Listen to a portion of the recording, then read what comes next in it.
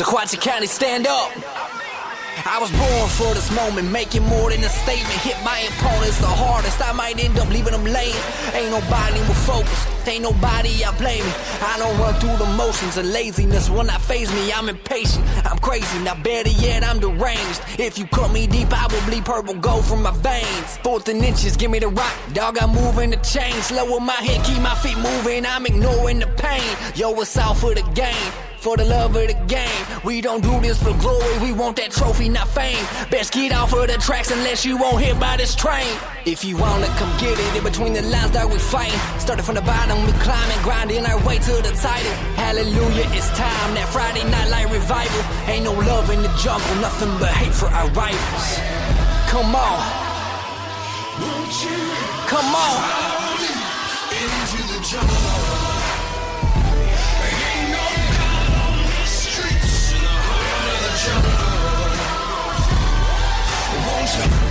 Follow me into the jungle. I'm Chandler Morrison here with your TSS in the Valley weather update.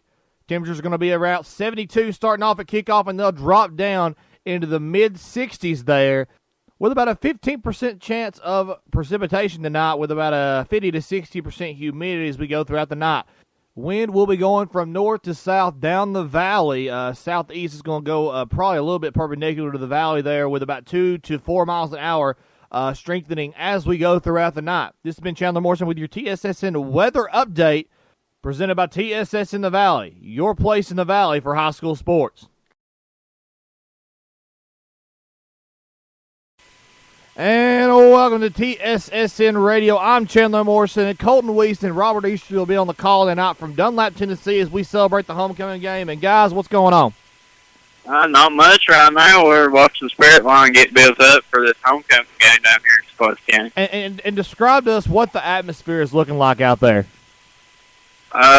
This is the I've never seen the visitor stands this empty, to be honest with you. I'll tell you that right now. There's maybe 50, 60 people over there, and Sequatchie side is completely full. Well, that's to be said, and we might have some overflow over there as we go throughout the night. And a lot of that, I think, too, is because Cannon County, we'll talk about them first. It's looking like Cannon County, they've not had too great of a season. They lost to the Indians 42-0 last year, and they lost to Grundy County 13-12 earlier in the season, I believe. I'm not sure if they even have a win this year. I didn't look at their record as far as I believe they have one.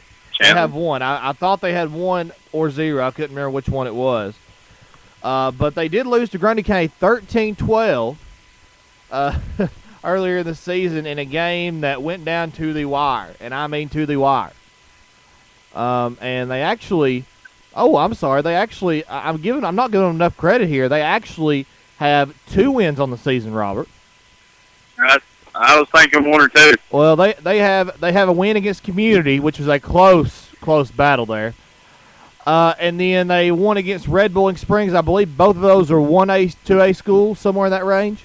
1A, I believe. 1A, both of them. So, I mean, that shows you the telltale for Cannon County. They did play close with Grundy County, but they've not played close with anybody else in the region, including Smith County and Upperman.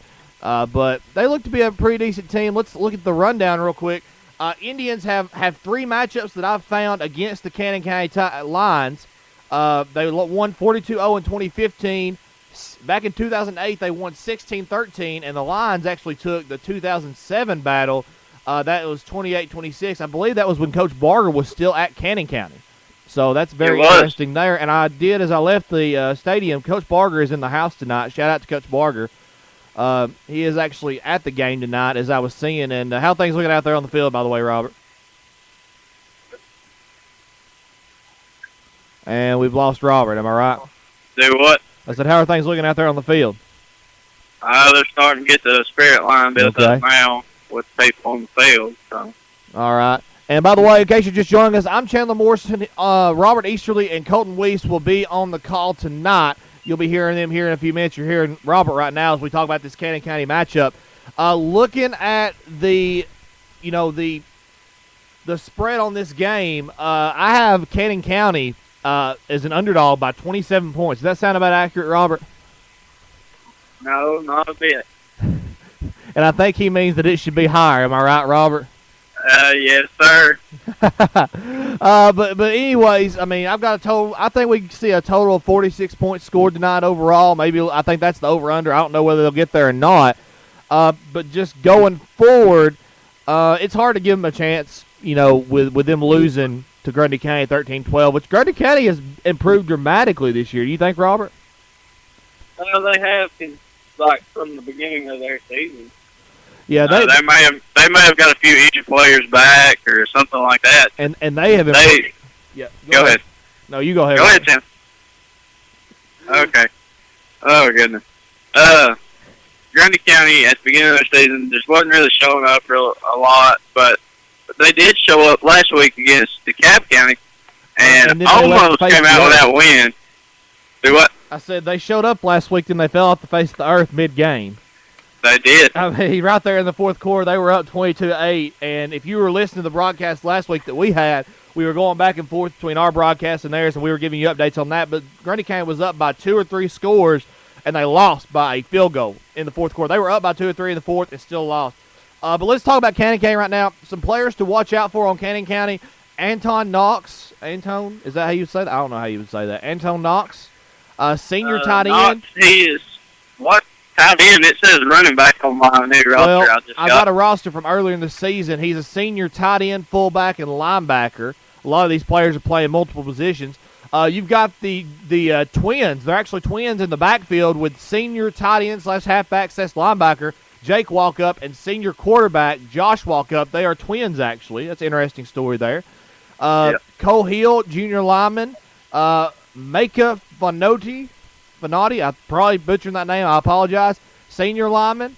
Jaden Kuhn, senior halfback. Court Litchford, sophomore wide receiver / cornerback. And those are the players to watch for Cannon County. And, of course, for Sequatchie County, you need to watch for Hunter Davenport, Ethan Barker, Kyle Cates, and Gabe Jackson, the linebacker there, and some others that who you really feel it's come alive in the past few weeks there, Robert? Yeah, it has. Sure he has. Who's that? Jackson? Gabe, that is. Yeah, he's come alive, and a lot of these have. And I don't have John Higgins on my list, but John Higgins is someone to look out for. I think I had this list from the preseason. I just didn't add him on there when he came back from injury. But a remarkable story there. He's going to be key for this Indian offense to succeed. The Lions are going to bring a power running game to the table without a whole lot of balance. They might try to throw, but most of the offense is going to revolve around that backfield, which includes those two twin senior brothers like we were talking about a while ago between Jake and Josh Walkup. Jaden Kuhn will be the tailback for the most part, and the Lions, they run a pro eye set with a wing to one side and a receiver out wide, so it's going to look a little bit funky there. But the run game should be to Sequatchie County's advantage. They're not going to run to the outside as much. They're going to run down the middle. And, of course, Hunter Davenport and Kyle Cates love to smash people down the middle. So, and keep them contained there in the middle. So that's going to be good for them. But, Robert, what do you think about this game? Well, first of all, I want to add to your injured list for Sequatchie. Josh Bailey actually cleanly broke his arm last week against who would play? I forgot already. Warren County. Warren County. And go ahead and remind the people what position he plays. He does play defensive line and sometimes offensive line swap down. So, and that'll be another one to add to your injured list, along with who is on the injury reserve right now besides him. We have Spencer Abels that he is, I know. Spencer Abels and Jay Robert. Well, no, actually, I saw him dressed out, actually. He may be good to go this game. That is true. Go ahead. I got your captains now for the Indians. That's Dylan Ritchie and Alec Hudson. All right, and for the Lions, are they out there right now? They are. Okay. I think you got the Twins. All right, Jake and Josh Walkup out there. Yep, and number 53, I do believe, and number 8. Number 53 and number 8, you have the roster. I don't tonight, Robert. Number 53 is Makaya Fanotti. And I'm going to say Micah Fanotti. Yeah, and then, of course, number 8 is Anton Knox. Anton Knox, the senior tight end / fullback / linebacker / anything else you want him to be on the field there is Anton Knox. I've got him on a starter list. I've got a starter list as running back. Running back. So he'll be a running back there. And right now we're going to – and how much time do we have there, Robert? 4:20. All right, so we're going to go in 4 minutes. We're going to give you the 5 things you need to know about TSS in the Valley and the matchups here in the Valley with football. This is presented by TSS in the Valley, your source for high school sports in the Sequatchie Valley. And last night, Tigers win over Sell Creek. That makes them now the highest-scoring team in school history. They scored 273 points through 8 games, which ranks number 1 in the modern era from 1950 to the present. That gives them a whopping average of 34 points this season. They've scored no less than 20. They've only scored less than 20 once, and that was versus Davidson Academy, a Division II power. There's been no shortage of offense there in Whitwell. That information coming of Steve Daffron of Whitwell High School football Tiger history there. But, Robert, what do you think about that stat? I didn't catch a word of it. And, of course, you didn't. What I was saying was that, Whitwell now ranks number 1 offensively in their in-school history. Yeah. With 273 points scored this season, they're averaging 34 points a game. Wow, that's amazing, especially for Whitwell. That is amazing, especially for Whitwell. Not to knock them, but, I mean, you look at the history there. It's not a pleasant one before 2 or 3 years ago. Marion County, next one we got. Marion County will try to extend their 20-game home winning streak. Stretching back to the days of Mac McCurry 2 head coaches ago, the Warriors have yet to lose a game at home, including the postseason. The Warriors boast 20 straight wins at Bill Baxter and 28 of the last 30 at home. The last time they lost in Jasper was the scandalous game against South Pittsburgh in 2013 when 3 coaches left the staff, resulting in Ricky Ross's tenure. Most interesting aspect, though, is that since the scandal broke, the Warriors haven't lost inside Bill Baxter Stadium. Okay? Another stat to throw at you, South Pittsburgh has never lost to Lookout Valley. They're perfect 32-0 against the Yellow Jackets since 1981. That's all I'm going to say about that. Sequatchie County has had a lot of homecoming woes. Look at this stat, 2 of the last 4 homecoming games. They haven't been so great. Stone Memorial, DeKalb County last year. They lost those games. They did win against Whitwell and South Pittsburgh in the 2 years before that, years in between there. But hopefully they can get rid of their homecoming woes against Cannon County. There's a pretty good chance of that tonight, right, Robert? Do what now? There's a pretty good chance. Last part. There's a pretty good chance of Cannon County of them beating Cannon County tonight and breaking that homecoming woe thing, right? Oh yeah, there's a real good chance. And something to note, the mountain is symbolic for both Grundy County and York Institute. Very rarely, actually no, not ever, does Grundy County go away from Colmont and see a sign that says, "Welcome to the mountain." Because, frankly, Grundy County is the mountain to us. So rarely do they go anywhere and see a sign that says, "Welcome to the mountain." But they will go there tonight at York Institute. We saw earlier in the season, that's kind of interesting that they are going to the mountain on as flat as York Institute is out there. I don't know if you've ever been out there, guys, but, man, it is flat. I mean, flatter than a tabletop flat. I mean, you go out there and you could roll a bowling ball. It might roll for 3 or 4 miles before it stops. That's because it hit a rock. But anyways, that's your 5 things you need to know in Week 8. Presented by TSS in the Valley, your place for high school sports in the Valley. Robert, how's it looking out there on the field?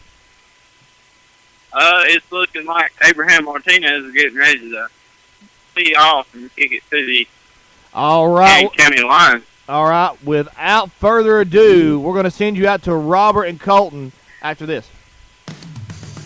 This is Spear Nation Radio, live from Dunlap, Tennessee, with Robert Easterly and Colton Weiss on the call. Hit it, guys. We won't be starting anything until they fix the clock.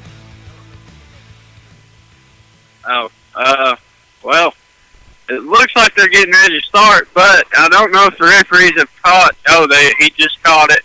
The whole scoreboard has lost half of its power, I guess. Oh, here we go. And now the ref's getting ready to hand the ball back to Abraham. They're going to reset the time on the clock here. Had to bring Coach Morrison down from top to get that fixed. But now, after this 34 seconds runs off, maybe we'll get a kickoff. No, Robert, we've heard about our star players. Who do you think is going to be a major impact in this game? Looking at last week, I'm going to say Hunter Davenport. That's a definite answer. Davenport, yeah, I believe he caught. He's got 2 weeks in a row where he's caught touchdown passes. We'll see if he can go for 3 this week. I think it might be 4. No, 2 in a row. Oh, all right, yeah. Let's see if he can go for Trace in this one. Yes, sir. Say, Monte Moro. Let's get this game started. Is that because Abraham Martinez is out there kicking? No. It's because I accidentally changed my accent while I was talking about Davenport. So Why would you I was like, change what? your accent talking about Davenport, though? I said Trace, I think, and then that got it started. He gets a little happy when he talks about Davenport. You think? No. But maybe after they get the time reset, we will have this game underway.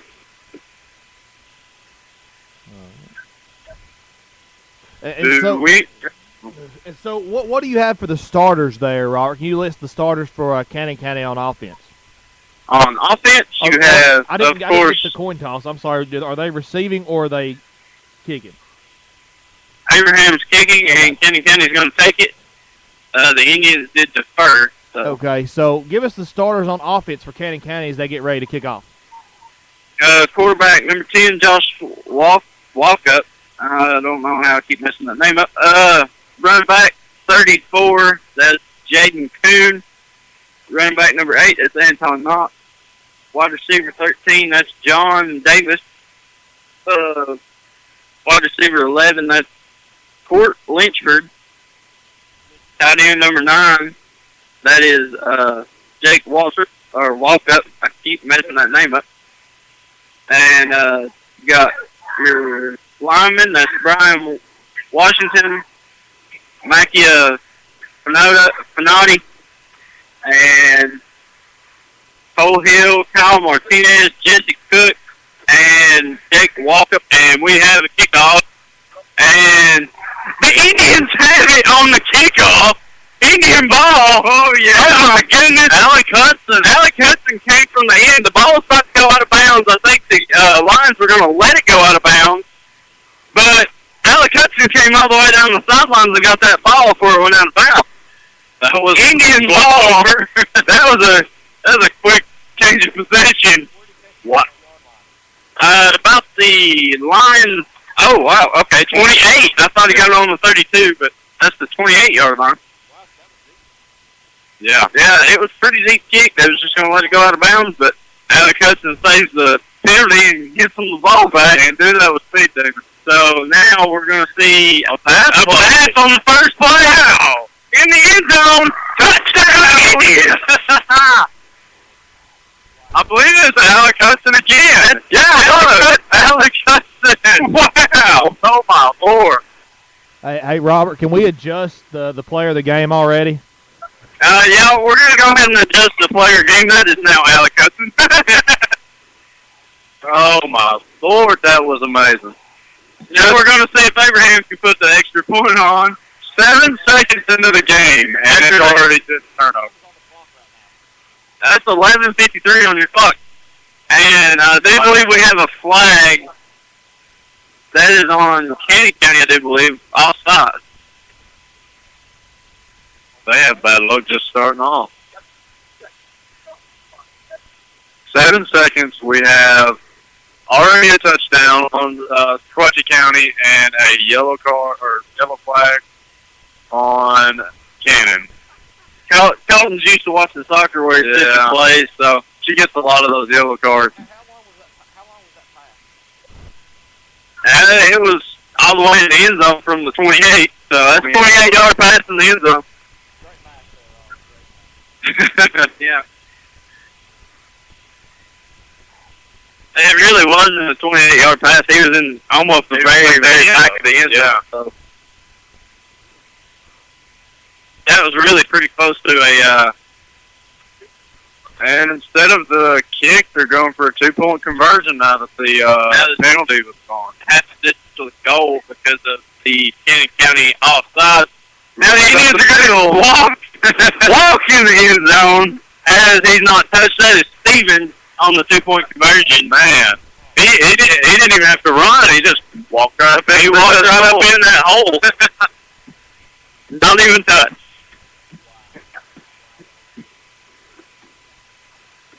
I think, is that the quickest score of the year for Squatchy? Yes, it is.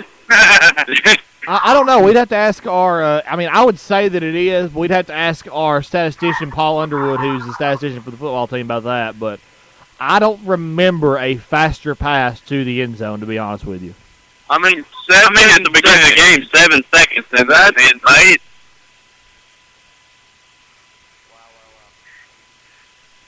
So what can we look for? We know our starters on the Indian offense. Give us the starters for the Cannon County defense as they were just on the field there. And now we're going to go and see if Alex Hudson can run down the sidelines and get the ball back again. I think they'll be on full alert there, Robert. And he catches it this time, and he goes straight down on the 30. We're going to call that 6. Number 8, no, 28. 28, Bradley Cunningham. He didn't want to have to mess with any of it this time. He just caught it and just took a knee. He didn't take a knee. He dove. Got Davenport coming your way, or Alec Hudson. You know, you wouldn't want to be standing up. Man, I still can't get over that. 7 seconds. And the Tribe, they really didn't get too hot about that, surprisingly. They were sleeping.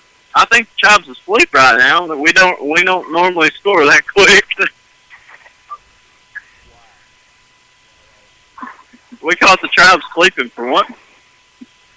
And now we're going to see them take a snap for the first time. That is Cannon County.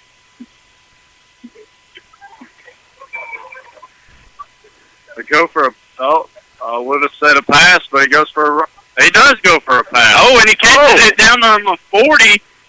That is number 9. That is Jake Walkup. The twins. To his brother.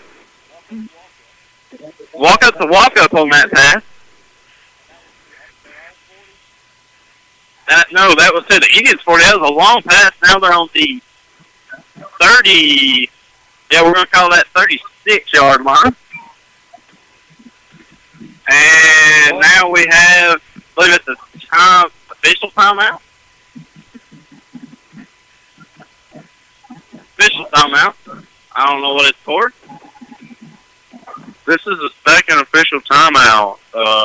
It's strange. Do we have another ball? Oh, and it's the score. Oh, it's the scoreboard. It's blinking a little bit every once in a while. Can't really do anything about it. Talking to Kane at the moment, but now they're going to go on with it. 1st and 10 on Indian territory, and he's going to go up the middle. That's number 8. That is Knox going up the middle for about, let's see, how many yards was that? About 2 yards. Sitting now on the 34. Clock is working at the moment. We're going to see how far it goes before we blink again. We might stay in the fourth. Might have a shirt in the wire or something, but now Walkup takes the snap. He throws it direct out to his right. And he's tackled right out. It actually surprised me with Cannon. They're doing really good with their pass game, man. I'll try to get you a number on the receiver there.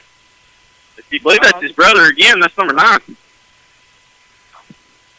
That is the other another walk-up pass.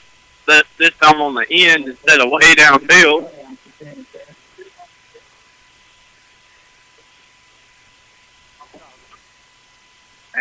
now we're going to send another snap under center this time, and he goes up the middle. That's number 8, I believe. Might have been number. Oh, that was number 9. Number 9. Okay, he's swapping up from tight end to swapping up from tight end to running back there.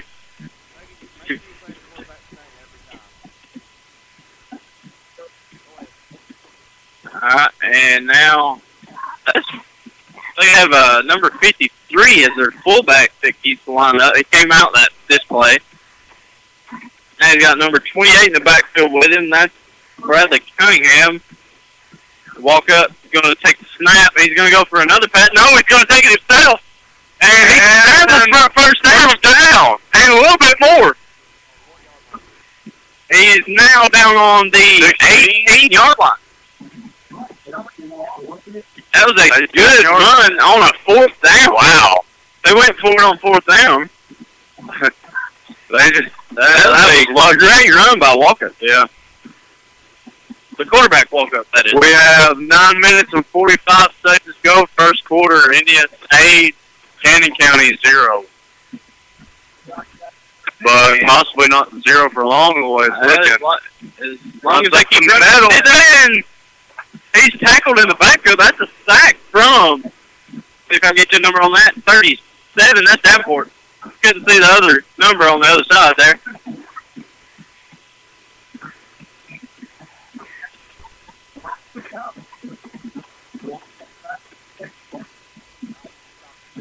And now we're down to 9 minutes left in the first quarter. And you're going to see both Walkup brothers in the backfield along with number 53, I believe that is, at fullback. And that was a shotgun with 2 receivers, 1 on each side. And he got sacked in the backfield once again. Now he's facing a 3rd and way too long for me to even try. 14 yards, I believe. Oh, yeah, Cartwright math. Sorry, guys. It's from... He's sitting on his own... No, the Indian 26 now. And now, he's going for... No, he's sacked again! 4th and forever for the Lions. 8:30 left on the clock. Back down to 4 and probably 20. Yeah, I'd say that's about 4th and 20, maybe 21. Yeah. 8 minutes and 30 seconds to go. I think you'll either see a long pass or him make it run himself. I don't would make a long pass. I do believe... Oh, he's going to try a field goal. That's a long shot. I believe that's Walkup kicking, number 9. Jake Walkup. That is Jake. And I believe it is good. He can kick it. Wow. Right like that's 40-yard line. Wow. Oh, my Lord. That's a 50-yard field goal. That's NFL right there. That's he was 38-yard line. The holder was on the 40, so that's a 50-yard field goal from Jake Walkup. Wow. He's talented with his legs and his arms, and wow, I've never seen a tight end / running back / wide receiver / kicker. And we still have 8:30 left on the clock. 8:37. But it is now time for Cannon County to kick off for the first time. And that was Jake Walkup on the field goal, and his brother was holding for him. That's Josh Walkup. And he's doing now he's kicking off. What can the He's got some talent. And we'll see if they'll ever let him kick it up or not. And they will. He's got a long stance compared to Abraham. And here we go.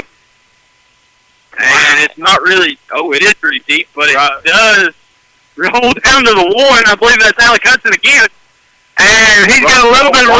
Oh, he's still going. Oh, and he goes down at his own 34 after a long gain from the one. He thought the ball was going to roll out of bounds, and it bounced back in, so he picks it up at the one and gets back up to the 34. You know, he run up all the way to the left side of the field, but then he just cut right back in, and he was everywhere. He was everywhere. That was a great play.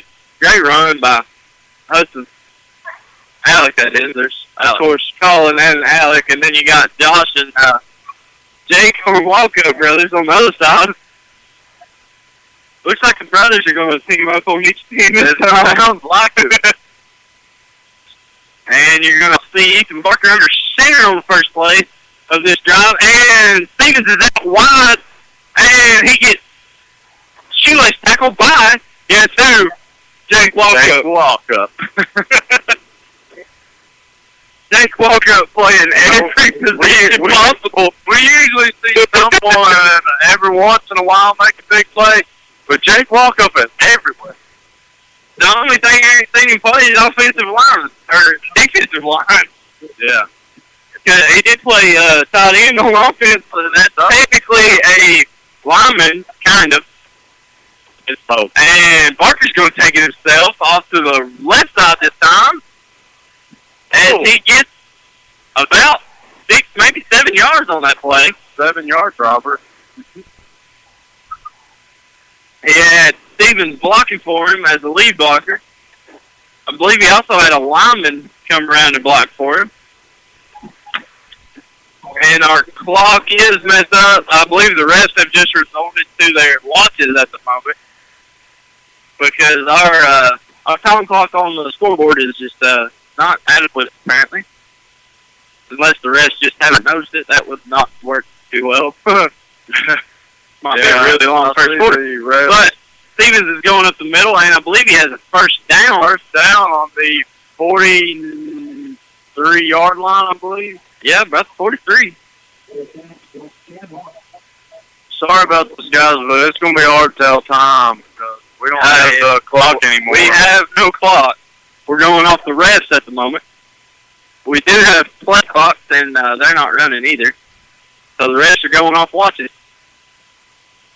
Old school. Old school. Man. And no, it is not. And now we got Stevens going up the middle again. He's got probably 7 or 8 yards on this play. You know, we've seen, I mean, the Indians are dominating with both their passing and their rushing. And now they're on the 36-yard line. He got about 7 yards on that play. And now we're going to see Barker in the backfield with Stevens in shotgun. And going for a pass. Alec Hudson. He's going. He breaks another one. Oh, he gets down on the 9-yard line. Wow. Okay, I thought he was going all the way. He got close, but Score is still 8-3 after that long field goal from Jake Walkup. That was a 50-yard field goal. Longest I've seen in high school football. Yeah, definitely. Well, I take that back. The longest and the quickest touchdown we've had in the first 7 seconds. This is interesting already. And this is not a runaway game at the moment. Runs up the And I don't know where he yard is, line, I believe. Okay. And he's sitting at about 1 yard line. Wow. Okay. I didn't think he got that far, but I like it. Every bit will count. That was, who was that on the run? Stevens again? I believe so. Yeah, that was Stevens on the run again. Right up the middle.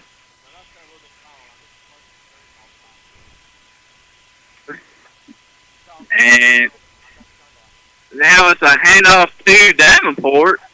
And I believe he's in the end zone. And we'll get you a call from the rest here in a minute. When Touchdown. That is a touchdown. All right. That puts the Indians farther ahead. They're already ahead. They ran out of Puts them the map at there. 14-3. I believe Martinez is going to kick a field goal this time. Unless, of course, there's no flag. Can we get That on the surprises me. You'd think they'd go for the 2-point conversion as well for last time. Yeah, but they're not half the distance of the goal. Oh, now! flag. And County County runs offside once again, and They're they're going about to to have hit a 2-point conversion. half the distance of the goal. I believe we're going to go for another 2-point conversion. And we are. Martinez is off the field. Okay. That was interesting. Same thing that happened last time happens this time. You think they try to, fix something or delay their Reaction, just a little bit, and now Barker up center. That's a 2-point conversion from Stevens this time.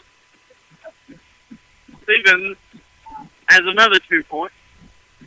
Well, his first 2 points of the game. Okay. It is now 16-3 in the first quarter, but we still can't get a time. We can't get you a time. I don't know what's wrong with the play clock. But we do have, of course, a score on the play clock. That's 16-3 on, well, the actual game clock. Yeah, the game clock is not working. Play clock isn't working either. They're not running in, I don't reckon.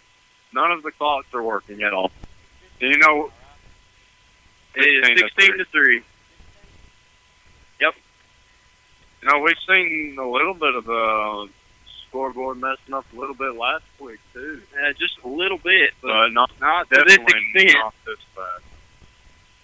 And now we're going to see Abraham Martinez put it on downfield to the line. And here he goes. Oh, he puts it deep this time. That was To the 20. Yeah, it is. And now he's stopped by, I believe that was Davenport. on the 28-yard line. Yeah. Sorry. Yeah, Yeah, 28-yard line. As he was slung down. Uh-oh. I believe he's injured. He's injured. That's number, I believe it's 20 that I saw catch the ball. And 53. he's down after that massive hit from Davenport. Micaiah Fanati, Is that Fanati? I believe so. That is. That's not good.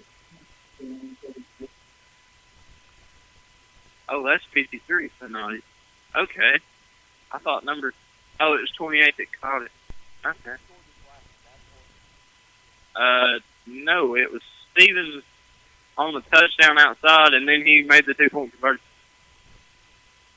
on that last touchdown. And now we've got number 53 down on the field. He's just now up. No, that's 59. That is not Fanati. That is Austin Baird. Chandler knows that name to another person. But Seems like he's got a leg Austin injury. Baird Chandler knows it's not that big. There's a big lineman. He's down. Looks like a knee / any kind of leg injury. He's kind of limping. Anything to the knee. I know I've got some friends who've been down with knee injuries. Jay Roberts also playing football. He, Sophomore. He had a knee injury, and he's been out this whole season. I believe he's back in now. I'm not sure what number he is. But now we're going to see Kenny County come out in shotgun with number 28 in the backfield with Walkup. And Walkup throws a pass downfield to number 3 right through the hands of number Quentin McMackin. That's a tough name for me to pronounce. I'm from Grundy County. It's hard to pronounce that stuff.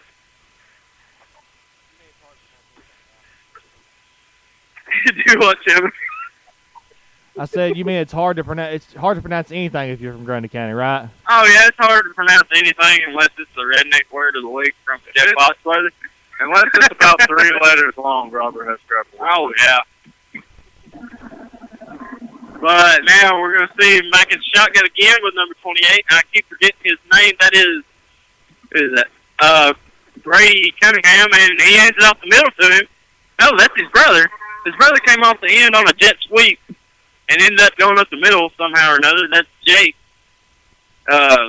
Walk up, going up the middle for about 3 yards, maybe 4.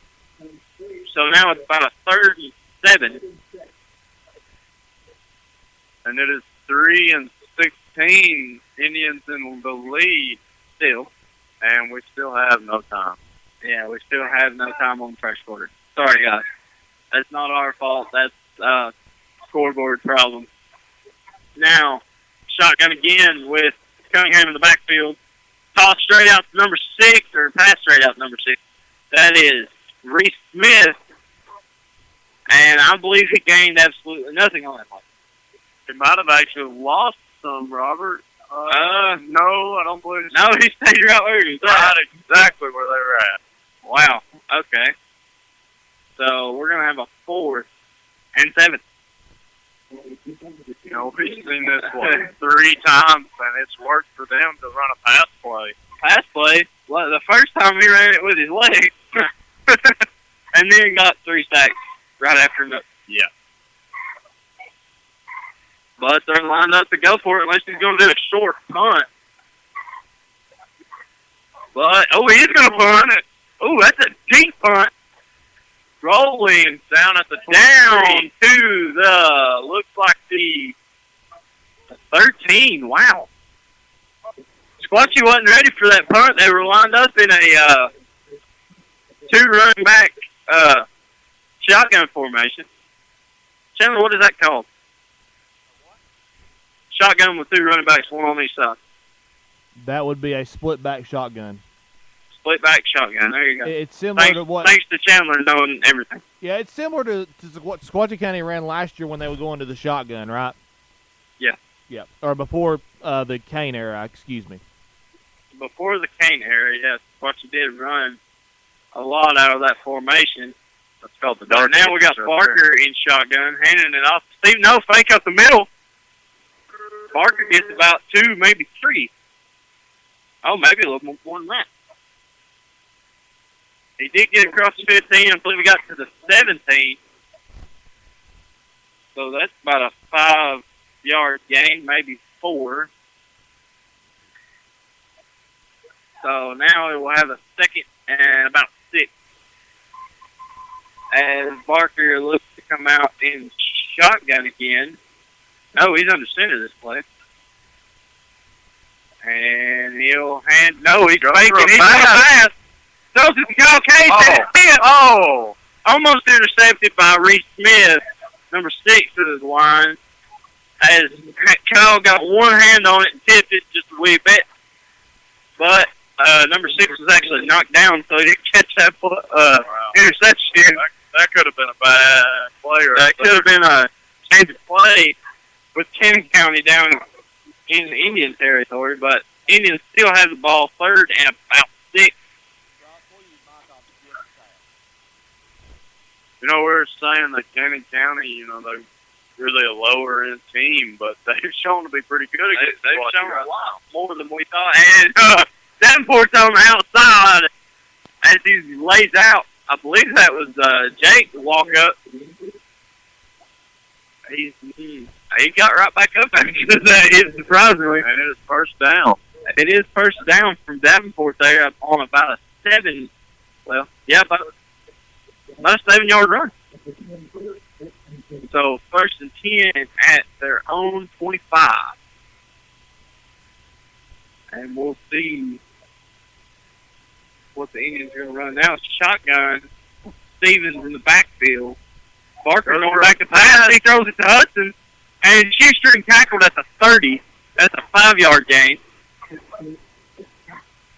Barely got the hands on Hudson's feet. Yeah. If he hadn't, Hudson had a That lot would of have been another touchdown. That would have been another touchdown or at least a first down. Yes. No, if it would have been a touchdown, Robert, that'd been a 70-yard pass play. Oh, yeah. Well, almost 70. Yeah, right at it. Oh, 75. That was from the 25. Okay. Wow. and handed off up the middle to Davenport. Davenport got some room. He's got 2 men to beat, and he's finally brought down at the 35. 35 on the other side. So now they're in Lions territory after that giant run play from Davenport right up the middle. Yeah. Good play from Davenport. You know, they had one player on them and another player on them, and then they finally had to get 2 on them and take them down. Well, he kind of ran off the other one, and I think the weight just got to him on that one. He actually had the player on his back.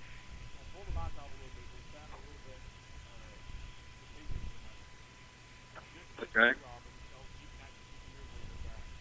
And Barker's going to run around the end by himself as he's met by 3 lines. Right at the 25-yard line. 26-yard line, and the ref marks with his foot. And that is close to another first down. He's got about a yard to go, so about second and 1. I don't know where I got the 3 from. I would say we're getting close to the second quarter, but as I said, we can't really tell because the game clock is. And Barker throwing another pass downfield. And no good. And flag on the play. Flag on the play. Could have been a hit before. No, that was pass interference on the line. Huh. That's a automatic first down, and that's it should be from the spot of the flag, but it won't be because he was in the end zone. So that'll be from the spot of the ball. 15-yard penalty, automatic first down. Wow. I believe Davenport could have caught that. I do too. If he wasn't, I believe there's about 3 players on it. Yeah. He did get his hands on it though, so. And I believe the tribe's finally woken up as they're chanting, "You can't do that." Man, they just got bad luck with their yellow flags. Yellow flags, not yellow cards. As long as they don't get red cards, we're all right. Oh, yeah. And now we're going to go. Oh, wait. What is this? Flag, apparently. On the line. No. False start against the Indians. First flag against the Indians. Wow. Okay. So the Lions have about 5 flags and Indians have 1 in the first quarter. And So now, far, it's proven to be a pretty interesting game. it has. And now you're going to see Barker under center with Davenport in the backfield along with Stevens. Stevens gets the handoff. Runs out wide and down on the 10-yard line. Yep, that's a 9 or 10. We'll get you that in a second if it was a 9 or 10. Oh, okay. He's saying about the 11, maybe. Okay, this ref's confusing me. Oh, he's actually talking to the line about their penalties. That's the end of the first quarter. Sorry we couldn't tell you that until the refs finally got the word out to us there. End of the first quarter. Indians lead 16-3. We finally have time on the clock now. Maybe it'll work through the second quarter. And now we're going to send you back to Taylor Morrison at the studio for a studio update. All right, thank you, guys. I appreciate it. Looking at some scores in the area, Marion County leads Bledsoe County 6-0 right now. That's our game of the week here on TSS in the Valley. They missed the extra point there. Going along, looking at other scores in the area. Ooh, missed that one. Having to pull it back up again. Sorry about that. Bradley Central leaves Hardin Valley 7-6 at the half. Howard leads East Ridge 7-0 going into the fourth. That'll be important come playoff time for Sequatchie County to pay attention to those games. Howard currently is second in that region. If they lose to East Ridge, they could plummet down and potentially play the Indians, depending on how things shake up. North Jackson down 28-0 to Madison Academy. Ooh, we got that pick wrong. All right, and going on, trying to find some others there. And, of course, that Marion County score is 6-0. And also, we have South Pittsburgh up 28-0 over Lookout Valley in the second quarter. Warriors just scored. The 2-point conversion failed. Marion County up 12-0 over Bledsoe County. And we'll go back out to Robert and Colton on the call. Thank you, guys. Yep, and now the Indians on line territory, I believe, on the 9 or 10 yard line. 10, I believe. And that is a second and about 7. So we're going to see Barker in shotgun, I believe, with Stevens in the backfield with him. And he'll take the snap a little high, but he's going to run himself up the middle. He's spin move. And Taken down. he gets down to about the 4, maybe the 3.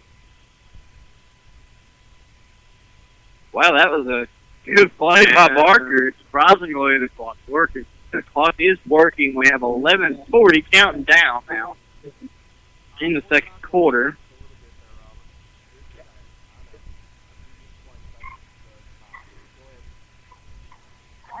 And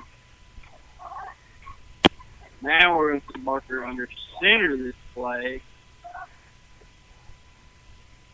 2 wide receivers out wide. Kyle Case in motion. And pitch back to Davenport. Davenport is in the end zone. First time I've ever seen anybody lay a lick on Davenport. It didn't phase him a bit, though. That is a touchdown. 22-3. And we have Abraham out on the field. Maybe going to get a kick his first field goal of the game. As we went for 2 on the last 2. 11:09 left. And Abraham puts that one through. That is 23-3. Indians lead by 20 in the beginning of the second quarter. And the good thing was no one got a yellow flag. Yeah, nobody got a flag. You don't have to tell them yellow flag. Put on a red flag.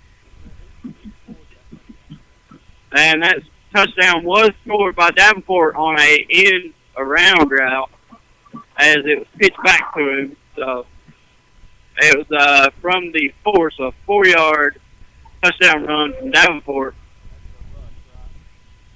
Yeah, it was a rush.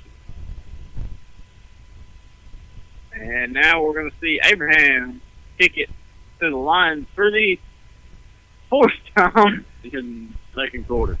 in the first half. With 11 minutes to go, it is 23-3. Sequoia County in the lead. And they're off with Abraham to Kick it off. And now we've got officers talking to the ref down here. Marlon Hall's on the field talking to a ref. I believe they're talking about the end zone down by the field house, as I think some kids were getting down there and playing or something, trying to keep them off the field. All right, and guys, we have a shout-out I want to give out to Mr. Trenton Cavanaugh. He played here, he graduated in 2015 in the military. He wants everybody to know that they're rooting for the Indians from Fort Irwin, California. We want to thank you for your service, Trenton. wow. That's awesome. And now Abraham puts it on down the field, down to the 23, and he's going to take a run. That's Jake walk-up. And after a small hurdle, he gets it down to the 32, like Colton said. And we're going to see the Lions start in their own territory, of course, at 32. And the log still seems to work, so we might have fixed the issue. Yeah, I guess we fixed the issue, or issue ain't showed back up anyway. So we're going to see the Lions try to push a drive on up the field and maybe score on the Indians, or let's see the Indians play some good defense and hold them back. And that is walk up in the backfield with number 28. Goes out for a long time. He goes out for a pass, but no, he's going to go up the middle. And he's sacked. By number 58 on the Indians. 58, that's Gabe Jackson. On the sack, that's a loss of about 2. As he tried to run himself up the middle, after Jackson got in the backfield. It looked pretty open at the time, but Gabe caught on to it. Gabe caught on pretty quick. He was going to throw past, just didn't have the time. His offensive line just kind of letting the defense just go right through. But walk up the backfield again with Cunningham, and he's going to try to pass again this time. No, chased down by Kyle Kate. That was the face mask. And that was a face mask. I don't see a call for it. That, of course, was Really? an accidental face mask. It was a push-off. So they won't. I don't believe they'll call that anyway. It was a stiff arm. So as long as he didn't grab and pull, he's good. But that was walk up on the run by itself, gaining that 1 yard back that he lost. 1 yard. So now we're sitting at about a 3rd and 11. As he didn't get back to 2, he lost to begin with. I believe we're going to see another pass from walk up now. Oh, no, he hands it off to his brother. That's Jake going up the middle. And he does not have a touchdown, but he's got about a 4th and maybe 1 or 2. What can Jake walk up not do? I've not seen anything that walk up can't do at this point except play off the line. Hey, you know, guys, he just walks up and does it. Ha! Your puns are amazing, Ken.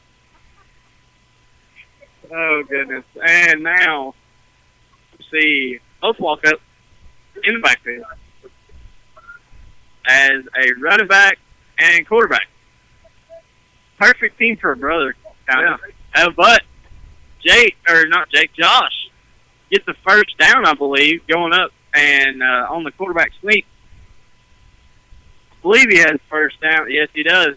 And they'll place that at the 44 of the line. As we were saying earlier, it's a brother versus brother game. We got the Hudson brothers, Alec and Colin, and then we have the walk-up brothers, Jake and Josh. I guess you could say it's the battle of the brothers. Battle of the brothers. It's not Barger and Barger this time, though. But now we're going to see a fake. He hands it off to his brother, and he's tackled at the line of scrimmage. And guess who had the ball? This time on a rush instead of a pass. But he gets back to the line of scrimmage, gain of 0. 8:08 counting down in the second quarter. Pure Indians still lead 23-3. And now we have a 2nd and 10 for the Lions on their own 44. Thanks, and a big shout out to our 93 listeners, I think Kevin said. Yeah, thank you all for listening. And that's a flag at the layup game on the line. Man, they just can't get away from the yellow. That's a flag. 5-yard penalty. I keep trying to call them yellow cards. I'm not used to having to say that. You're used to watching your sister play soccer, like Yeah. the other kind of football. Their own kind of football. Yeah. And both walk up to the backfield. This time, Jake going out for a pass. He catches it, Oh. but he's tackled by, guess who? Davenport. And that will be a gain of 1 yard. It is 3rd and about 14 yards to go. Yeah. Definitely probably going to see a pass. That's kind of just a screen to the running back, which was walk up. I want to see him swap it up. And, Jake play quarterback and Josh play wide receiver. Might not go as well as you think, I right? don't know. That confuses us really bad. So I hope they don't do that. But again, I see both walk-ups in the backfield, quarterback, running back. This time, Jake just blocking and almost intercepted by Dylan Sanders. Throw to number 3, and that was incomplete. Number 3 is Quentin McMackin on that incomplete pass there. That was a long pass. It was from, I believe he was standing on about the 35. He threw that all the way down to the other 30. and it is 4th and still right at 14 yards, and we're going to see them do this. I don't believe it's weird punting setup once again, I believe. And this time, Colin is back there to receive it, and I think he's going to let it go, and it goes in the end zone. That is a touchback. Cannon County not quick enough to get down there. And guess who is down there to get the ball? Jake Walkup. Yeah, Jake Walkup was about, I think, 10 yards away from the ball. And as we were saying earlier, you got to be careful about that. The ball could just suddenly turn at any time, and Colin did watch it the whole time. Yeah, you'd have to. Just like Alex had to down here on the end zone line. He got it about the 1 and made it all the way back to the 35. That was a nice run. That was the second. That was the only kick return we've had. And runs it up the middle. He's got one. He's got 2 men to beat. He beats 1. He is going to go all the way. Woo! That is Barker on oh my goodness, that is an 80-yard rushing quarterback touchdown. 80-yard touchdown from your quarterback, Ethan Barker. And now we're sitting at about 6:36 left in the second quarter. Sorry if I'm yelling at you. At the moment, we're sitting at 29-3. Maybe be sitting at 30 here in a second. And we will. It is good from Abraham Martinez. And it sounds like they got their yellow flag fixed. We haven't had one for the last 2 or 3. Colton, you can just call them flags, buddy. Okay. And it's now 33 with 6:36 left in the second quarter. Indians really showing that they have a hold of this game.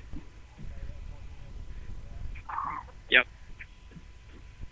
And Martinez put his second one in on the field goal tries after touchdown, PAT attempt. Whatever you want to call them. As we said, it is 30-3 with your Indians leading with 6 minutes and 36 seconds left in the second quarter. Yeah, buddy. And now Abraham getting ready to kick it off once again. I believe this is the, I can't even count them no more, maybe 5th or 6th time. It's a lot. It's a lot.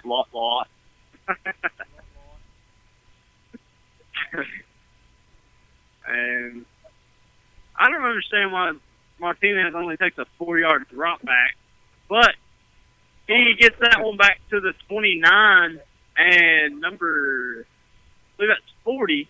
Yes, it is number 40. That is Chandler Todd on the reception from the kickoff, and he drops right where he catches it. That's the 29. And now we're going to see the Walkup brothers come back out here and play football. We got a little break. Tonight is Chandler said homecoming night, so at halftime we get a little show. Oh yeah, show. Now I do have a question there, Robert. Yeah, it's Chandler. Is there anybody else that is actually playing football on Cannon County's team? Not really. Maybe Cunningham. I mean, that's the only names I've heard all night is Walkup, and I just want to make sure that's really accurate. That is the only 2 ones you're seeing there. Go ahead, guys. And flag on the play. I believe that'll be intentional grounding or maybe holding. Should have been both, to be honest with you. Yeah, probably both. And he's going to call the holding penalty against the offensive line. I believe that was number 55 on the holding call. That is Cole Hill on that penalty. And now, first and forever, don't understand how it got to be that long of a penalty unless it was a face. Oh, it was a face mask. It was. Okay. That changes everything. That changes everything. Now it's about 1st and 25. He's on the 11-yard line, and he needs 30. He needs to be at the 39-yard line to make a first down. And I don't have enough fingers. he's going to go for a pass. Throws it Oh! directly to Davenport. Davenport touchdown. Woo! First pick-six of the season for the Indians. It looks like their quarterback might be a little colorblind because that was too perfect. That was directly to Davenport. No receivers in the area or anywhere. If it had hit the ground, it would have been intentional grounding. Wow. Okay, 6 minutes and 16 seconds left. now it is halftime. yeah. And Now 36-3. Now maybe 37, depending on the kick. And it is 37-3. Your Indians lead after that pick-six interception from Hunter Davenport. Looks like Hudson and Davenport are going to show up pretty good in this game. all the coaches are happy. That's a rare moment in a football game that your coaches are actually really happy. Oh, yeah. Just depends on how far you are ahead, I guess. Yeah.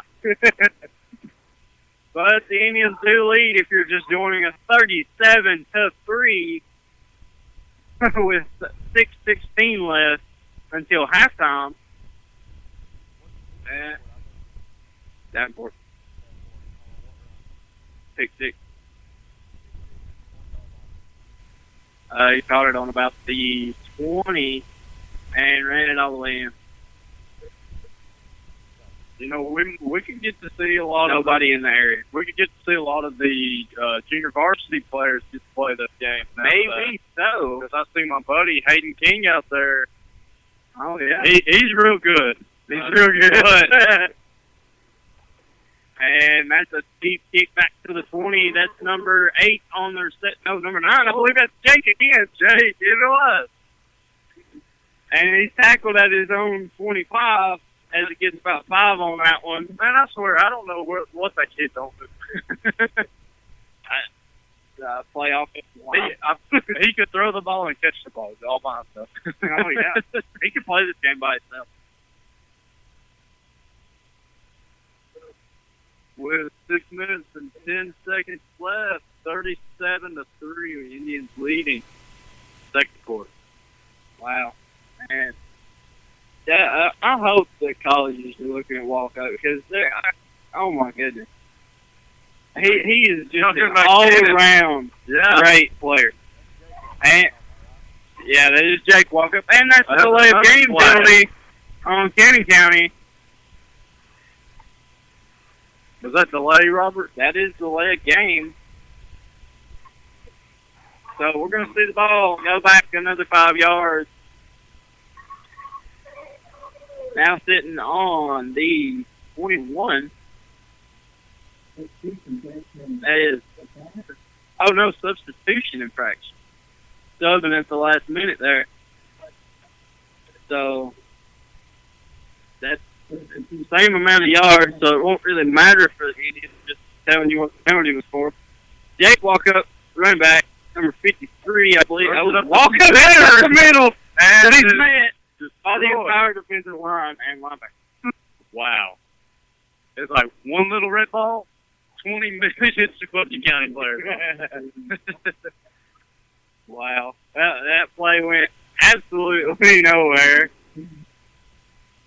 Actually lost 2 yards. Okay. Second and about 17 yards. I said that went nowhere, but it went back.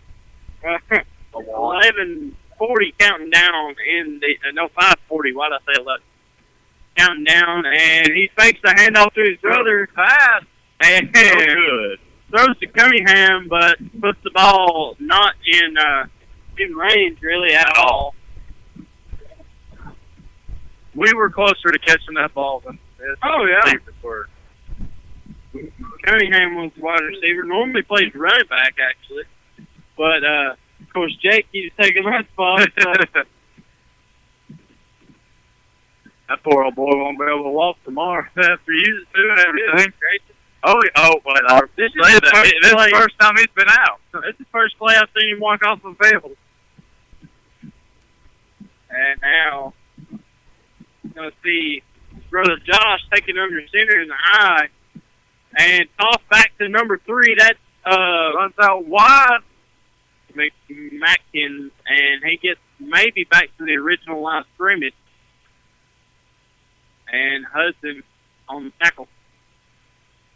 With 5 minutes and 17 seconds left to go. 4th and about 14 yards, I believe. Yeah, he did not get back to the original line of scrimmage. And now you see Colin Hudson going back to receive the punt. Not sure if they actually will punt. You never know with this team. They've got a strange way to line up. They're deceptive. But I believe he is going to punt. So that's actually Josh punting instead of Jake. A rarity. But Colin's actually going to get a chance to catch it. He must it. And now, number 11, that is Fort Lynchford on the direct. He was right there to get that ball right after it come out of the hands of Colin Hudson, that is, on that punt. But now the Lions are going to have 4 more downs on Indian territory. And Jake Walkup is back in. He gets of course he is. One break play. Got one play break.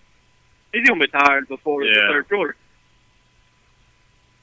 He's going to be needing a walker to get off this stage. And it goes up the middle to the fullback. That's number 53. Maybe a 3-yard gain. No, maybe I think 2 right there. 2-yard gain. Okay, 3-yard gain. 2nd, 7. Number 53. That is Makia Fanoti. That's how you say it.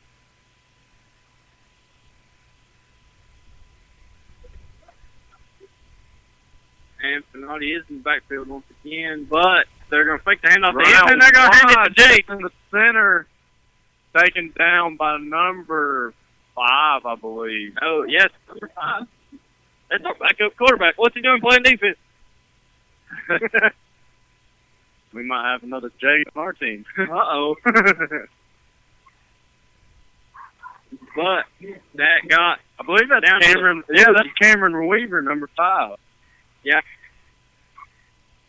He's also another sophomore player. So they have been putting a little JV in there to make just at the quarter position. But now they have a 3rd and about 4. And you're going to see Josh take a snap. And of course, we're going to see another play. Delay of game on the line. Sounds like Another 5-yard loss. I believe our quarterback needs a watch.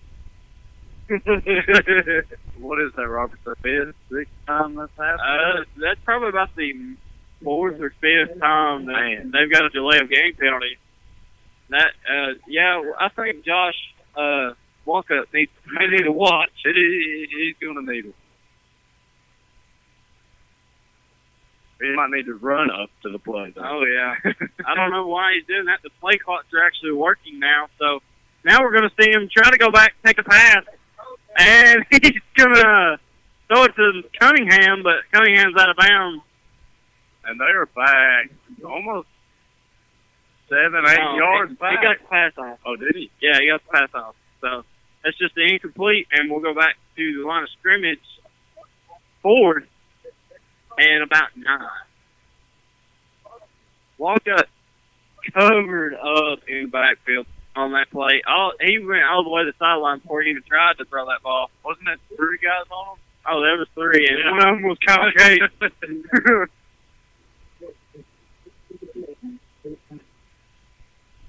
And now we're going to see Josh punt it, and I believe they're going to let it go, but it goes high.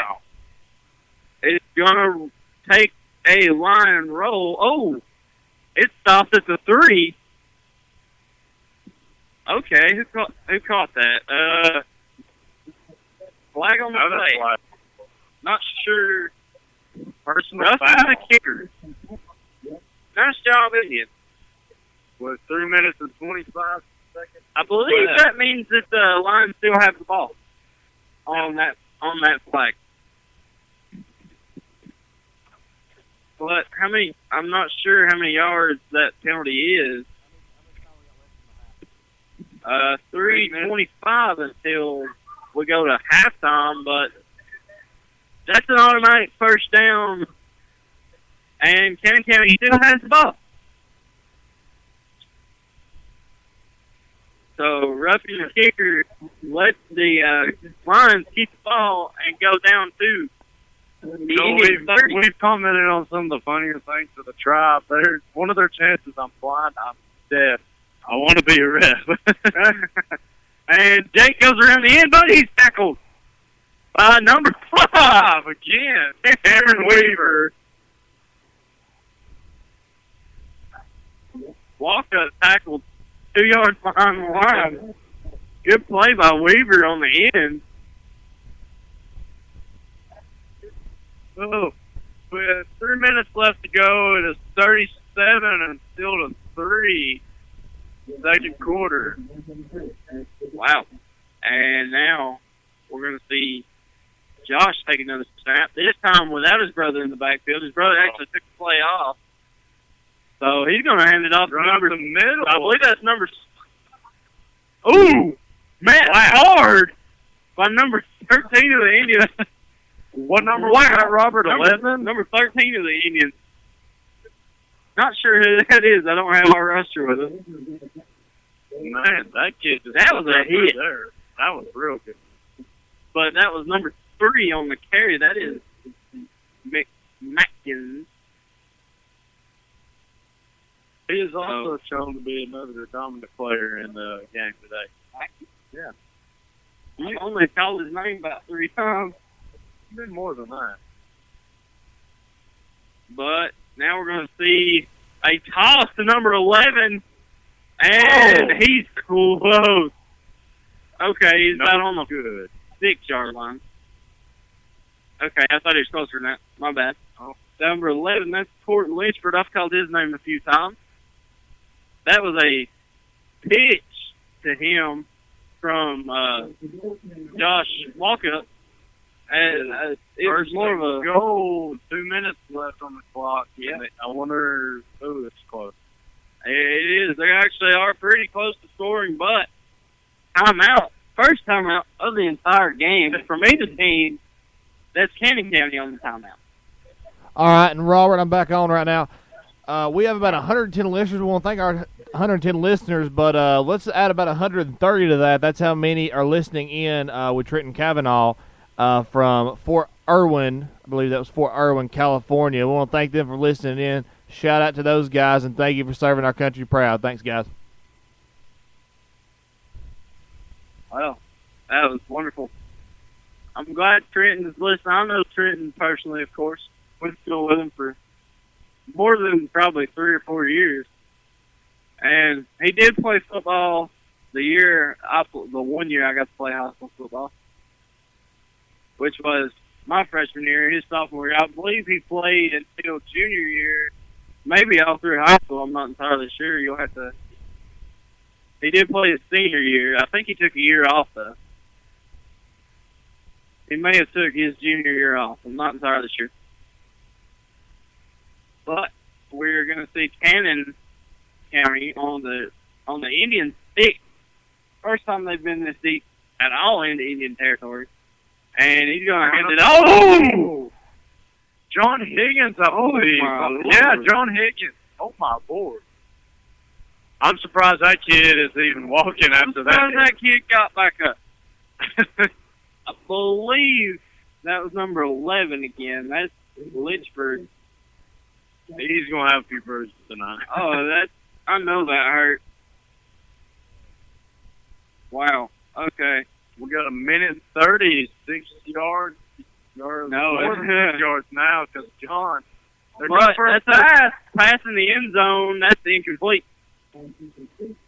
And the receiver couldn't even find the ball. That was Quentin McMatkins in the end zone on the incomplete. They tried for the end zone and missed this time. 1:20 left on the clock before we go to halftime. And now we have number 6 come in instead of Litchford. That's Reese Smith. And we still don't have Jake Walkup back in yet. That's Hey, surprise to me. I'm not surprised. He needs to rest. And now quarterback keeps it and gets down to the 4, maybe the 3. But it will be 4th and goal. So I'm sure we'll probably see a field goal here from Cannon County as we're counting down from a minute would go until halftime. And Cannon County has to call a timeout, not knowing what they're doing, I don't think. But we're going to send you Chandler real quick for a studio update, see if he's got any scores for you. And Robert, Have fun, Chandler. I got one that just popped up, Robert. It's 19-3. Marion County leads over Bledsoe County at the moment. Going down the list, Bradley Central trails by 1 to Hardin Valley. Not that most people are paying attention to that score right now. Anyways, going down the list, looking at some others. Boyd Buchanan over Polk County big in the third quarter, 35-6 the score there. Let's look. I had one right there, and then it lost it there. I do apologize.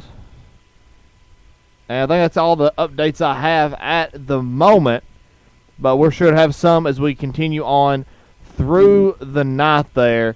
Of course, that's 19-3 Marion County. And then last time I checked, we have a Silverdale over Brainerd, 21-0 over Brainerd. And then we have Howard and East Ridge tied in the fourth quarter. That's a big one going into the playoffs. And then Red Bank 21-0 over Chattanooga Christian. Back to you guys. And now we got a 4th and goal. And they're going to hand it off. No, he fakes it. He's going to pass. And he's got it. I believe that was Jake. Yeah, it was. It is Jake on a juggling catch. Barely makes the catch. With, I believe, that's number 13 on the coverage of the Indians. And he was just behind him. That was close. Yeah, he couldn't get any room on his board. And walk up on that Cannon County touchdown. 44 seconds left, 37-9. At the moment, we'll see if Walkup can hit the field goal. And I believe that was a short official timeout. Substitution. They didn't have enough players on the field, apparently. That was a 6, maybe 4-yard touchdown. Oh! Bad snap. Goes right past Josh Walkup. And Jake picked it up and got nowhere with it. Indians all over Jake Walkup and Josh Walkup in the back. The looks of it, the Indians had mostly of their JV with a few of the big linemen still left in there. Yeah. And I believe so. There's a lot of numbers you normally don't see. Yep. And that makes me wish I had brought the roster.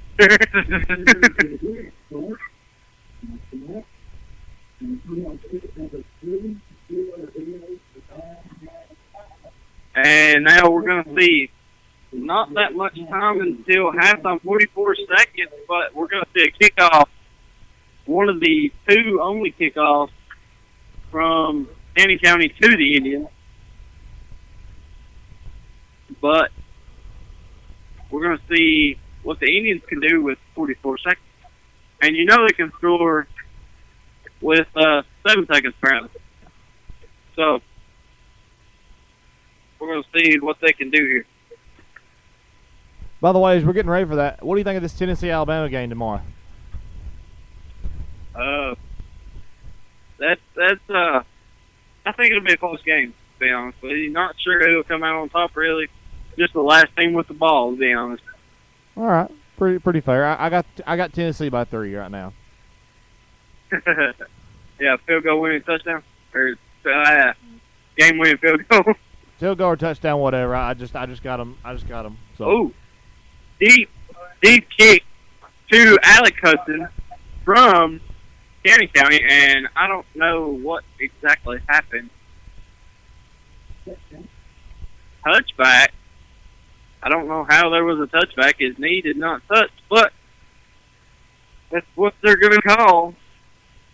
So the Indians will start from their own 20 instead of going anywhere with it. That was a strange way to start that. Walkup did kick it way deep back in the end zone to both the Hudson brothers. Alec came out with it.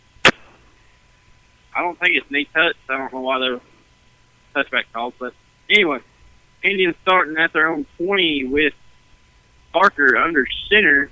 Davenport behind him. Oh, okay, they're in shotgun. That was a weird formation. I believe there was a timeout, Canning County, right before the snap. So I'm going to send you Chandler for a second, see if any of those games have changed, I guess. Chandler? Not much change here. Interesting note. Oh, I do have a score, actually. Third quarter, South Pittsburgh 42-0 over Lookout Valley. No surprise there. They'll look to make that 33-0 on the season. You mean on on that series? Excuse me, I messed that up completely. I apologize, guys. They'll make it. They're looking to go 33-0 on the series there, and they might as well do it. They're up 42-0. Wow, Yeah, that's So. a big one. Howard up 13-7 over East Ridge. That's a new one there. And then I believe that's all the ones I got for right now. We'll see you later. All right, and we'll see the Indians come back out, see if they can run a play this time instead of going to a timeout. But 40 seconds left until halftime. See what the Indians can do with that. And we're going to see Barker under center not like before. He's actually in shotgun before, but now he hands it off. No, he's going to pass. He's got Hudson downfield, but he throws it out of bounds. They had three lines coming directly at him. So that play goes nowhere, incomplete pass, and we'll go second and 10 on the 20 of the Indians. 32 seconds left now in the second quarter. Dylan Sanders bringing the play to Barker.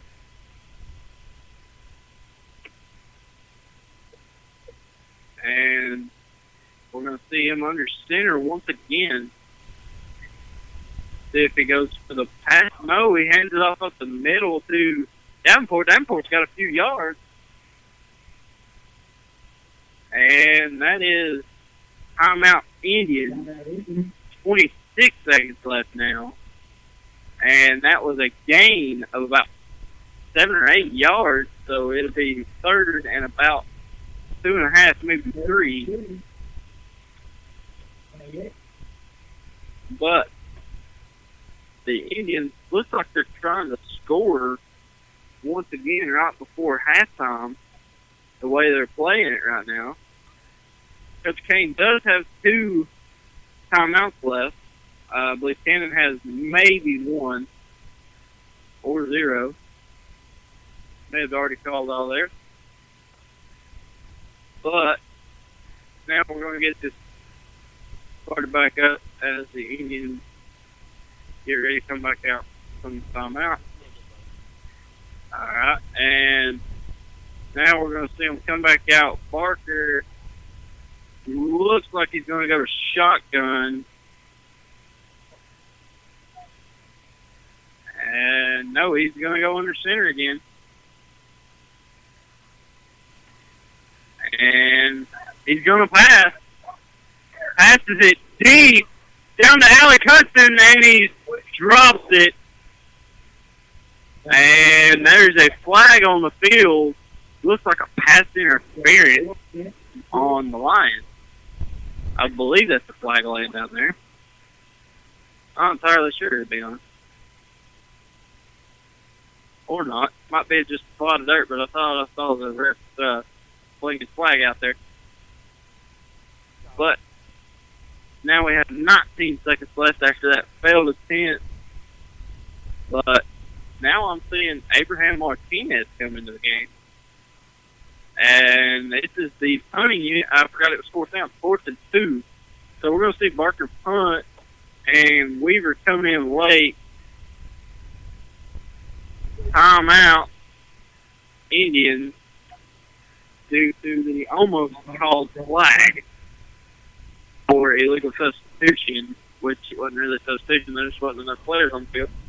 But that was number 13 coming in late on that play. Now I have a roster.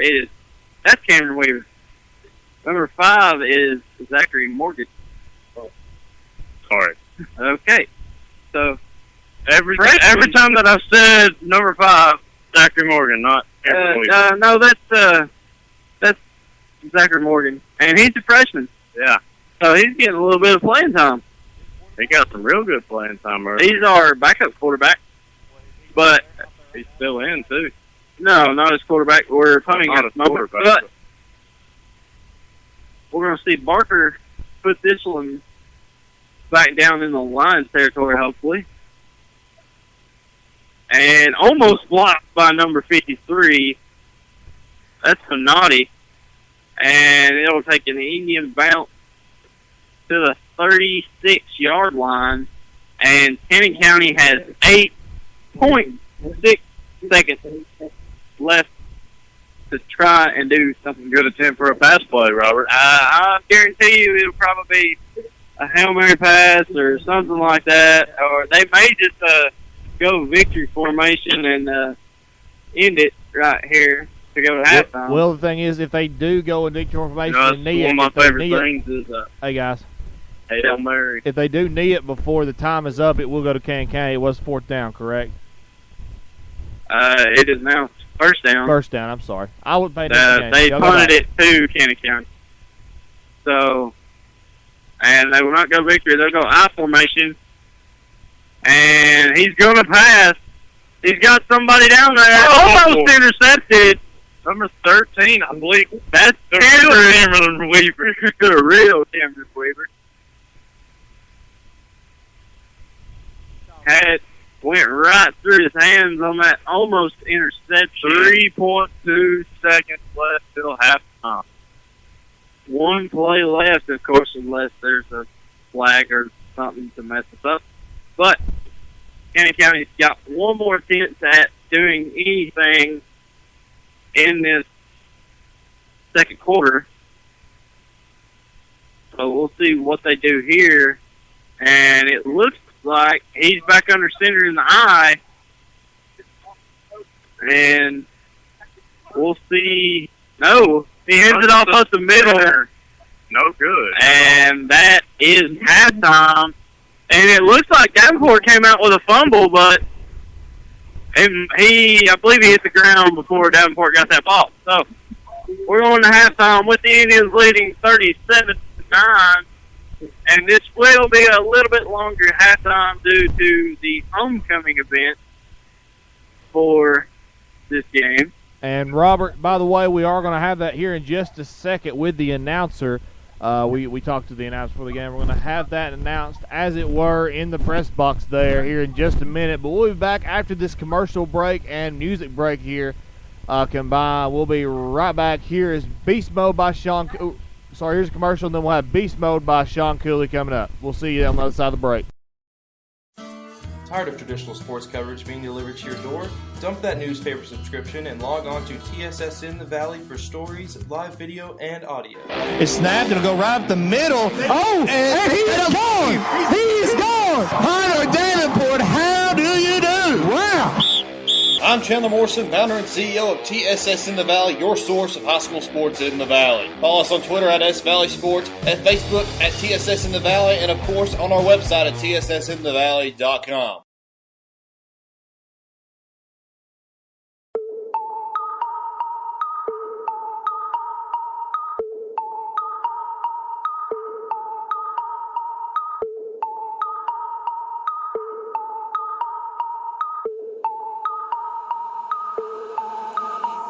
I'm in beast mode, man, I got the whole crew lit. I'm killing it, independence, been asking for my blueprint. Too sick, verbal aggression, I am abusive. I've never had it down there, you're tuning in for my 2 cents. Real, R-E-A-L. I know you can't stand me, might as well sit still. Boy, I got the type of boss you wanna see if you misbad. That mean I got the type of flow to keep you wrapped up in the sail. Y'all don't really want war with me. You see the crown on top, that's royalty. I'm from the back, what's a rapping when I spoil me? I know you're mad, but what happened to loyalty? Feel me? It's been a long time coming, boy. I started from the bottom, but I hit the ground running. I'm the king of the valley. They done put the crown on me. I can't look at you rappers without looking down, homie. Nah, woo. All right, let me get them. I'm ahead of you, second guesses you. And we're back here for the homecoming. Here is Seth with the announcements here at homecoming. We're going live to that.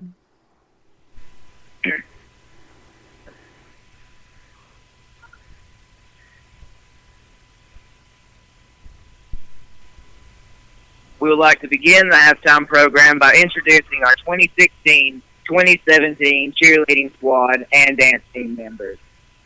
Our freshman cheerleaders are Avery Land, daughter of Dwayne and Amy Land;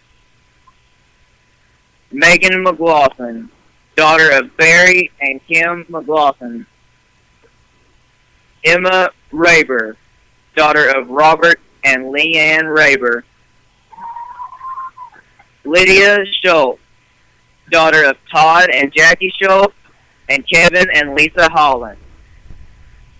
Our sophomore cheerleaders are Kendra Easterly, daughter of Kenneth Easterly and Tara Easterly; Macy Johnson, daughter of Lamar and Vivian Johnson; Darian Moeller, daughter of Steve Metzger and Jennifer Warden; Emily Price, daughter of Brian and Kim Price.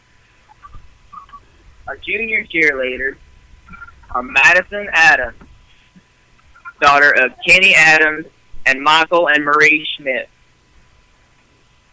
Sydney Dennis, daughter of Michael Dennis and Tracy Mason;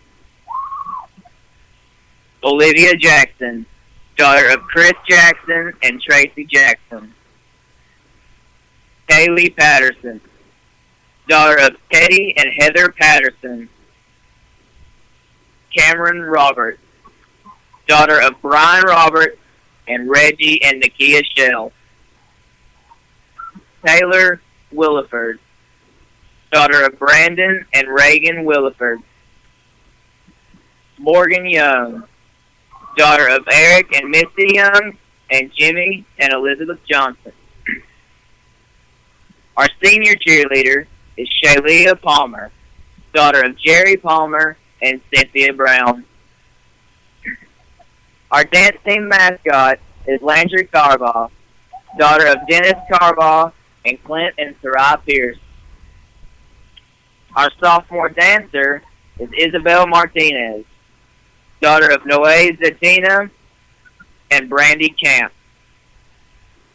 Our junior dancers are Mallory Cranfield, daughter of James and Heather Cranfield; Jessica Johnson, daughter of Adrian and Jennifer Johnson; Marissa Morgan, daughter of Brandon Morgan and Melissa Dalton. Our senior dancers are Bree Hill, daughter of Joseph and Nicole Baskin; Alicia Johnson, daughter of Lester and Melissa Johnson; McKenna Meek, daughter of Tim and Heather Barnhill. It is now time to introduce the 2016 homecoming court.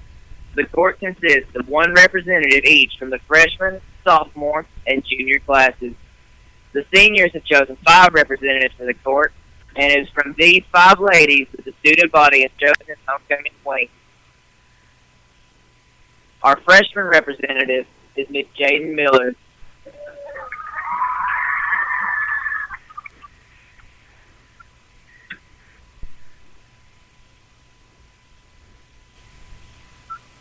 Jaden is the daughter of Jason Miller and Josh and Stephanie Chisholm.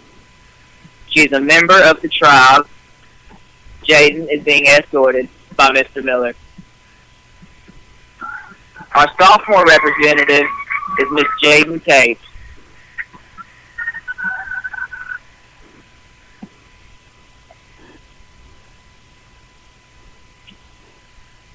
Jaden is the daughter of J.J. Tate and Stephen Clevenger and Amanda Meade.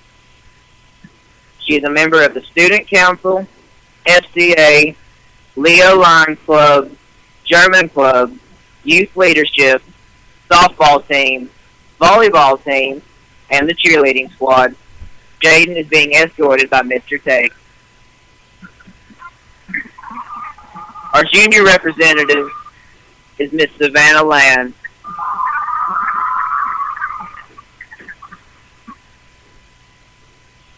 Savannah is the daughter of Jeff and Shannon Land. She is a member of the Student Council, Beta Club, Connect Crew, and Cheerleading Squad. Savannah is being escorted by Mr. Land. I will now introduce the Senior Queen candidates. First is Miss Ireland Birch. Ireland is the daughter of Ed and Hope Birch.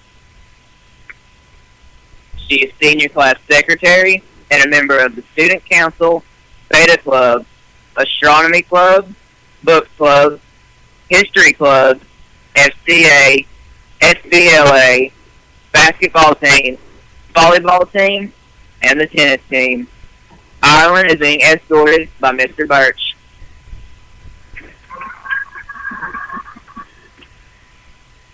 Second is Miss Taylor Lindley.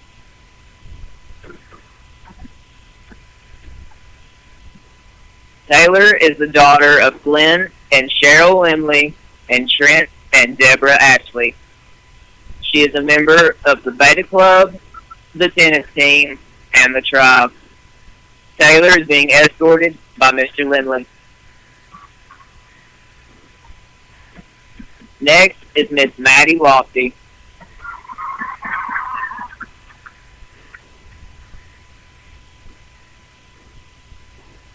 Maddie is the daughter of Brian and Angie Lofty.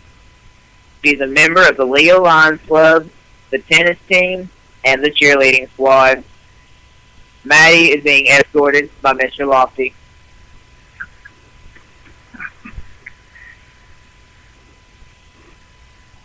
Our next candidate is Miss Kaylee McDowell.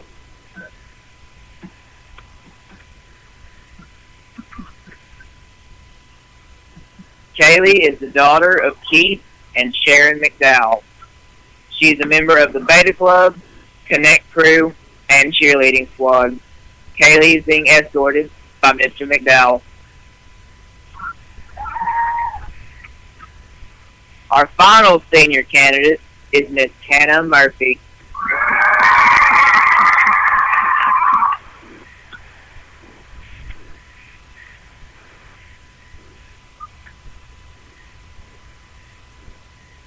Hannah is the daughter of Mark and Ruth Murphy. Hannah is being escorted by Mr. Murphy.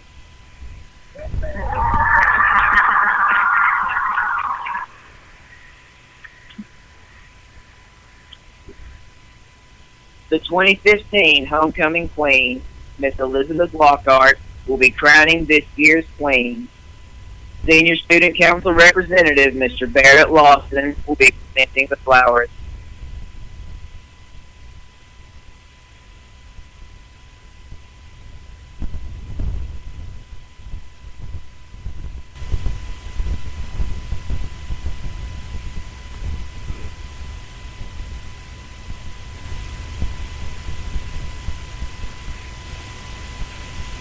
Ladies and gentlemen, the Sequatchie County High School Homecoming Queen for 2016 is Miss Hannah Murphy.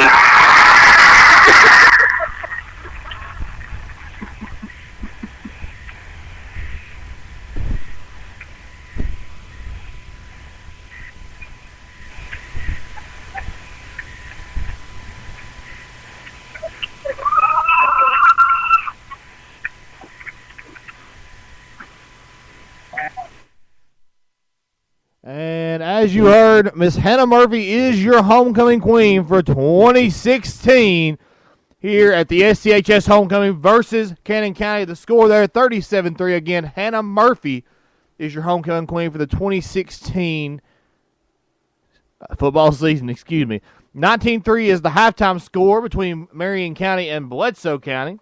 And going down the list, North Jackson trails Madison Academy, 35-0 at the half. East Ridge leads Howard, 13-7 in the fourth quarter. Going down the list, Ray County 14, Soddy Daisy 7 is your score there. That's the third quarter. Moving right on along, Chattanooga Central 7, East Hamilton 6. They're both in 4A. That's some 4A action there. I believe that's 3-4A, and that's going to be in the third quarter there.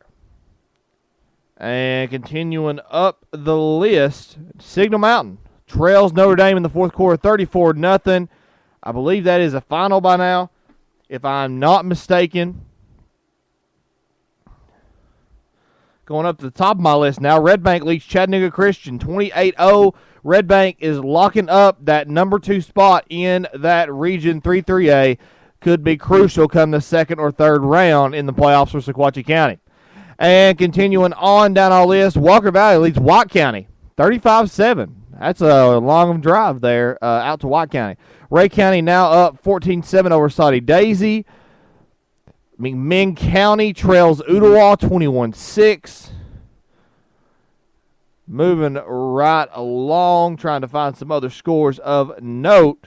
Of course, your Indians lead 37-9 over Cannon County currently in this one.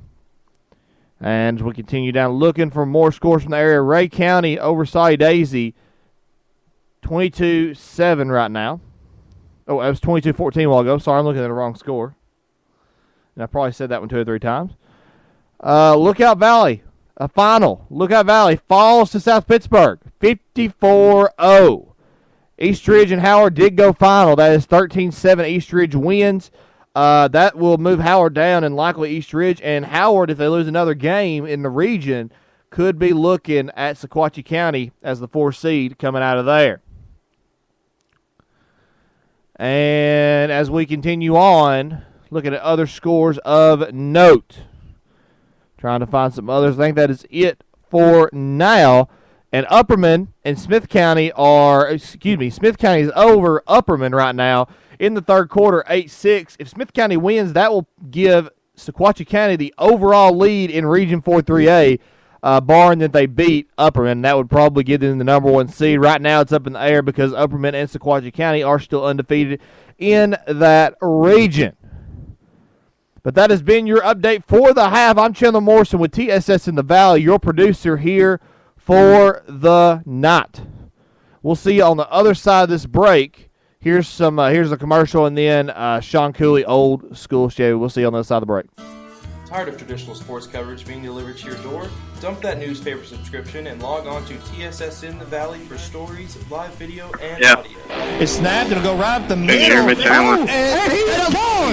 He's gone. That was Hunter cool. Davenport, how do you do? We're already set back up. I'm Chandler Morrison, founder and CEO of TSS in the Valley, your source of high school sports in the Valley. Follow us on Twitter at SValley Sports, at Facebook at TSS in the Valley, and of course on our website at TSSinthevalley.com. About 6 minutes.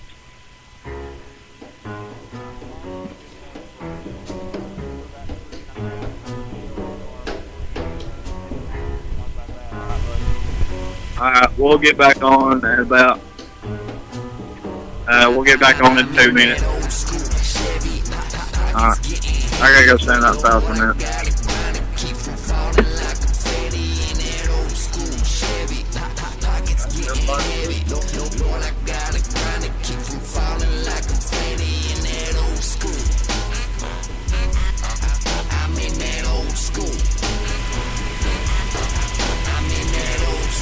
And Year 1 homecoming.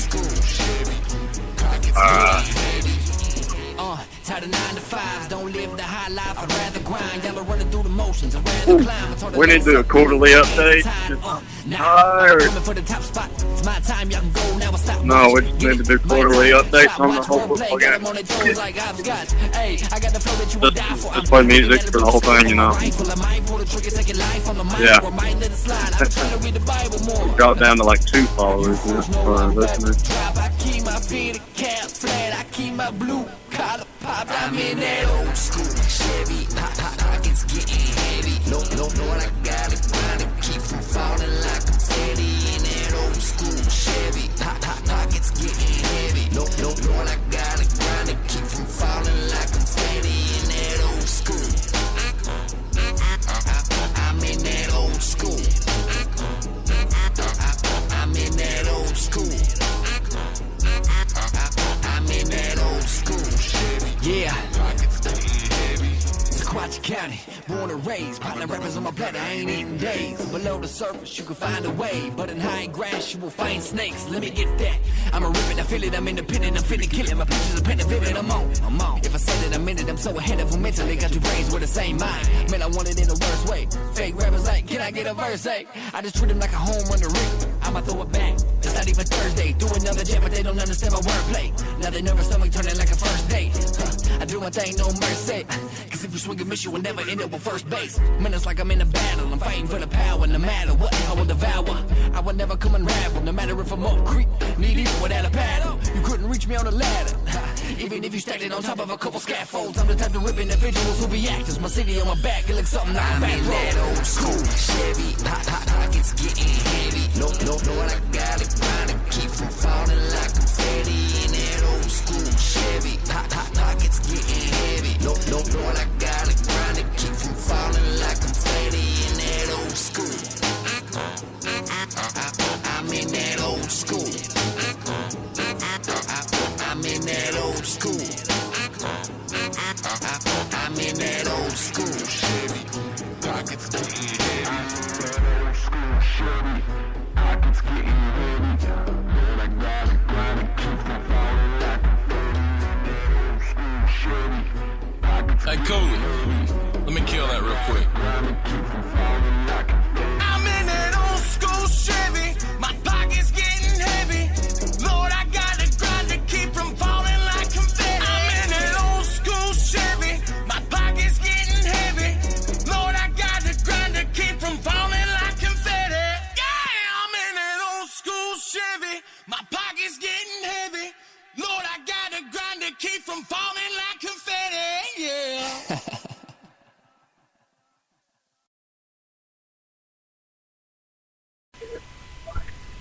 And welcome back to TSSN Radio. I'm here with Robert Easterly, Colton Weiss. What was your takeaway from that first half there, Robert?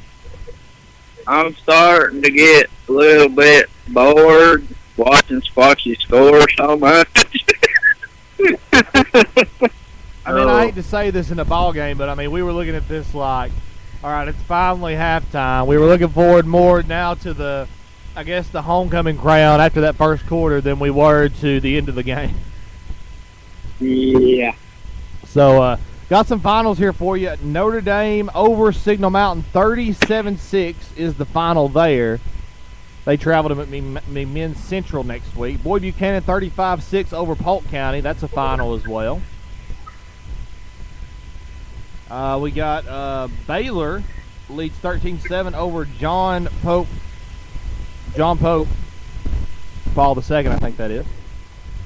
And then we had I think I said the Boyd Buchanan score. Yes, I did. Tyner Academy, Meigs County. It's 18-12 Meigs County over Tyner Academy in the fourth quarter. That one's a close one right there. What do you think of that game? I think that Bledsoe will not beat Meigs County if they have to play them. Well, that's Tyner County, or that's Tyner County. That's Tyner Academy against Meigs County in the fourth quarter there.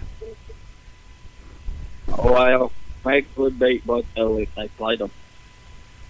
Yeah, Meigs. Yeah, shout out to the Meigs softball team. Yeah, we still like the Meigs softball team there, don't we, Ron? We had some fun times up in Murfreesboro with the softball team on the radio, didn't we? Oh, yeah, we did. Robert, just tell them what happened the first night we were there and they won against Silverdale. Well, their coach, let's just put it this way, their coach likes us a lot now. But, of course, are you talking about the first day we were there? The first day in the prediction saga. In the prediction saga? Well, I got it right.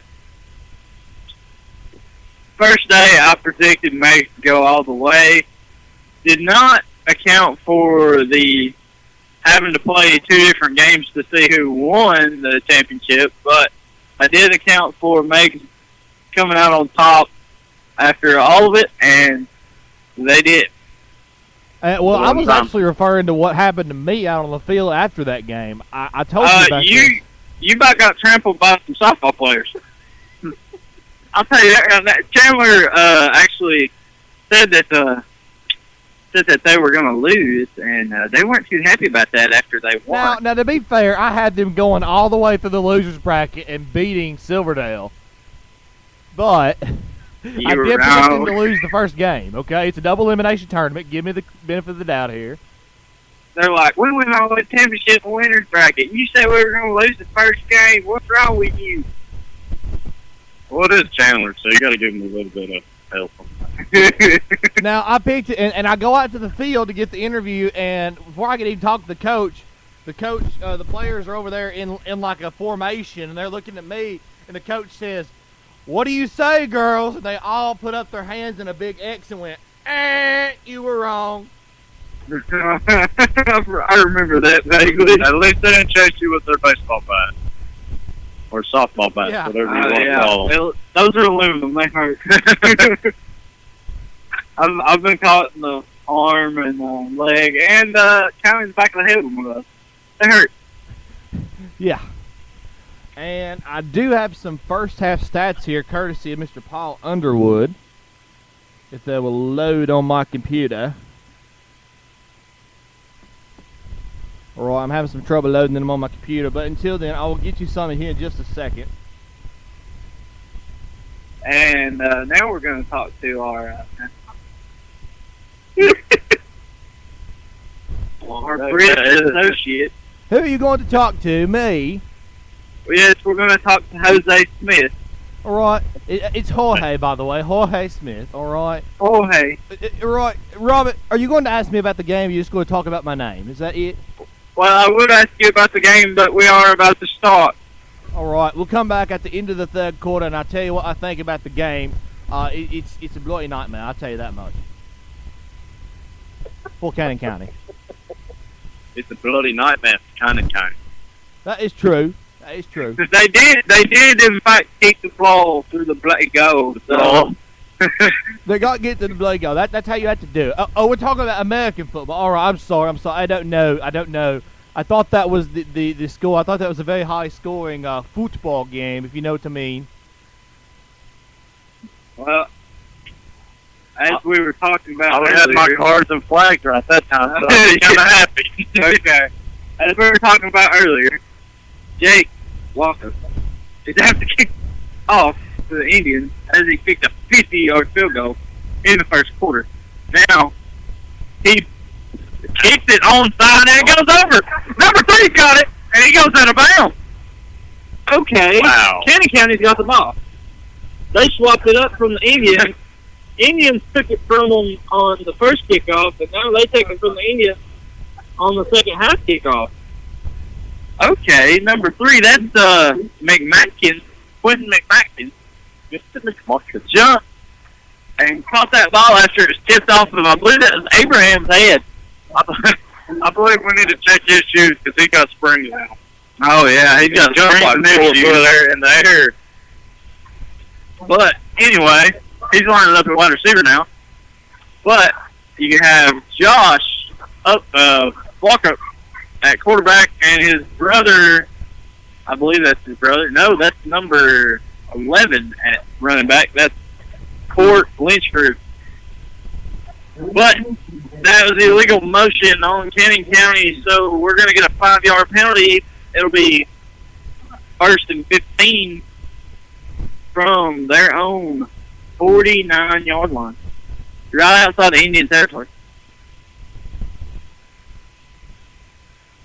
It is 37-9 third quarter with right 11 minutes, 56 seconds. So 4 seconds and so much has already happened. A lot has happened with Kenny getting They go for a pass. The pass to his brother. I believe he did catch that. It was close to the ground, but he did catch it. Maybe about a yard gain, so... No, that's not a yard gain. Remember, he went back 5 yards on that penalty. 6 yards. I can't count. I'm sorry. I'm from Sequatchie. At least Grundy County can count. I ran out of fingers. You ran out of fingers. How'd you run out of 6 fingers? Hacksaw.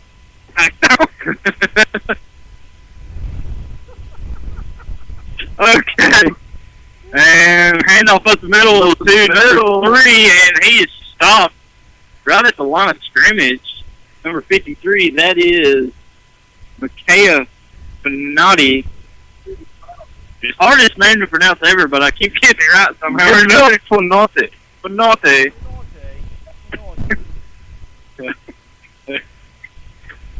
Let's get Smith back on the air here in a little bit. I'm right here, thank you very much. I don't appreciate the gesture. Yeah. 10 minutes and 38 seconds to go. Cannon County is right at 7 and Makes the handoff, throws it to Colin Hudson. Oh. Interception. No, that's Alex again. Alex Hudson. Wow. Now he went full Superman dive on that one just to catch that ball. That was amazing. That was an amazing diving interception from Mr. Alex Hudson down on Indian territory at the 19. Wow. Nice interception. First interception of the game, surprisingly. No, second. I forgot Davenport's pick 6. Yeah. Okay. Minute and a half into the game, and as we were saying, so much has already happened. And Stevens goes up the middle. He's got room. Running wide.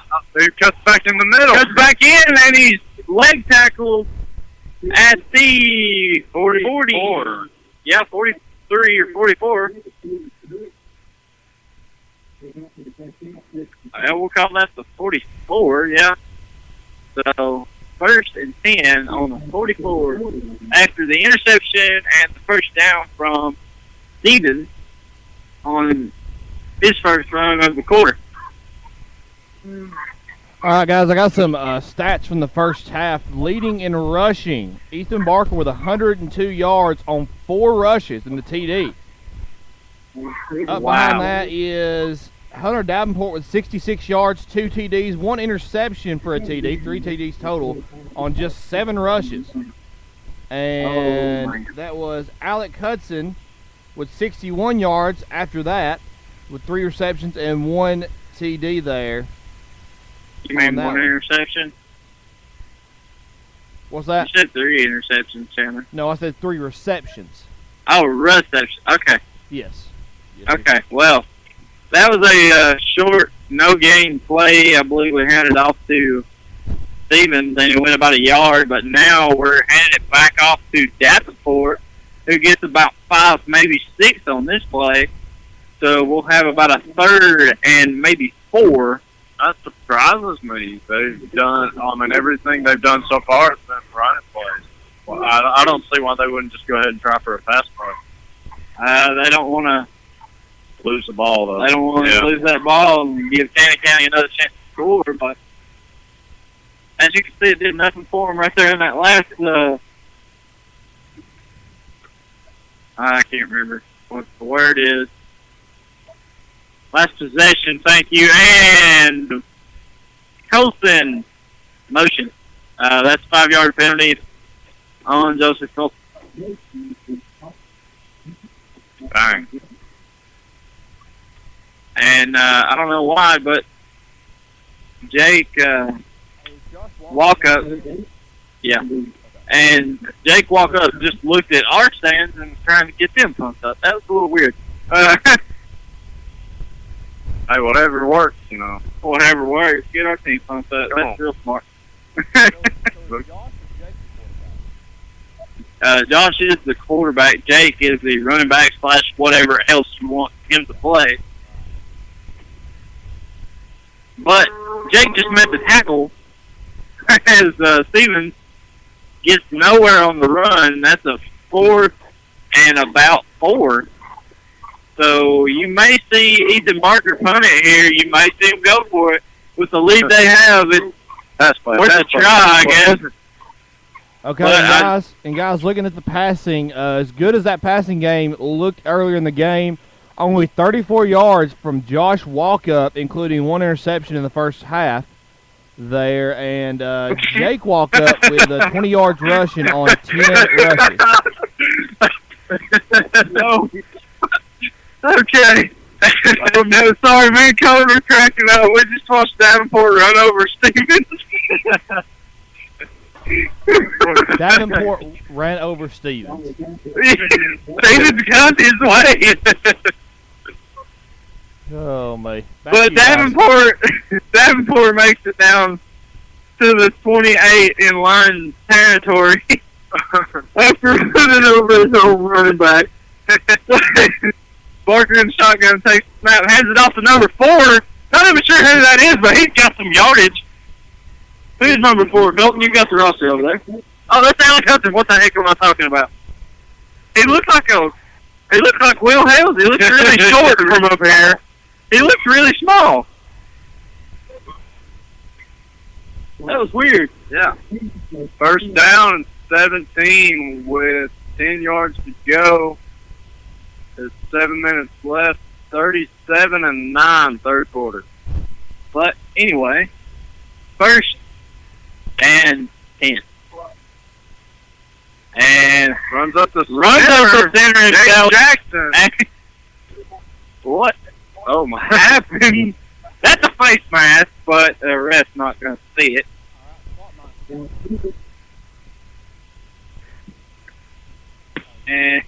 And now we're going to see a 2nd and about 5 after that carry from Barker up the middle himself. Could have got a little more if he hadn't got grabbed by the jersey and held in one spot. Yeah. But anyway, he got 5 yards. So 2nd 5, and he hands it off to Stevens. Stevens in the backfield. No. Okay, I thought Kyle Case had the ball for a second. He was in the end zone. That was weird. Okay. It's confusing me. It's confusing me. I know it probably confused our cameraman. Mr. Robert needs the last. But anyway, lots of. Oh, he gained about a yard. So 3rd and about. We'll call it 4.5. Colin Hudson's back in, so we could see a pass play. Wow, that's a big gain from 400 listeners. 240. And 240. I'm down. Either way, and Davenport's in the end zone once again. From I believe he was standing on the 10 when he took that. That's a 10-yard rush in off the end for Davenport. Not even a touch. Wow. And now we're going to see Abraham try to kick a if there's not a penalty. if. And it is good. We're 44-9 in third quarter with 5 minutes and 30 seconds left. And the Indians just keep racking it up here. As I have seen a few extra Indians in, like number 11 right there. Who's number 11? Number 11 is Skylar Moeller, another sophomore. I've not seen him play today until now. What is he, Robert? Wide receiver? I'm not sure. He plays a little bit of wide receiver, a little bit of defense.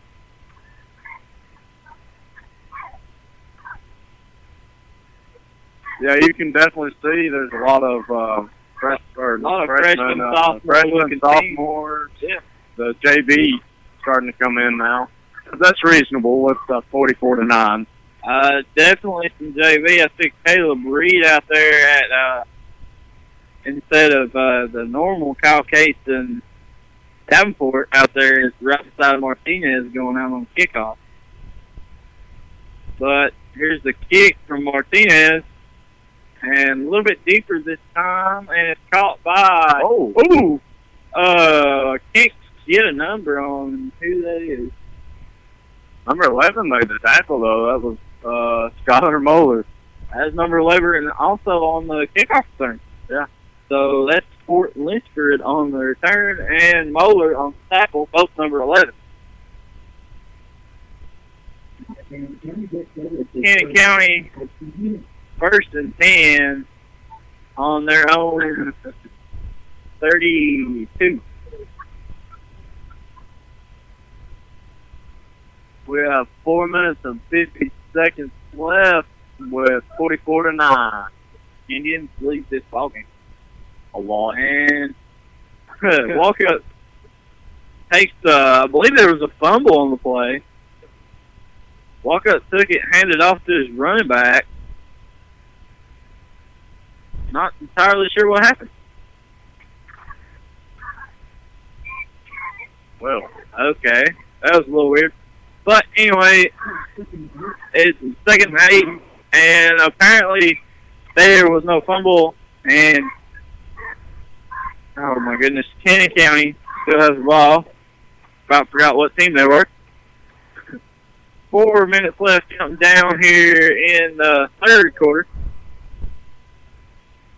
44-9 is your score. Indians lead this ballgame.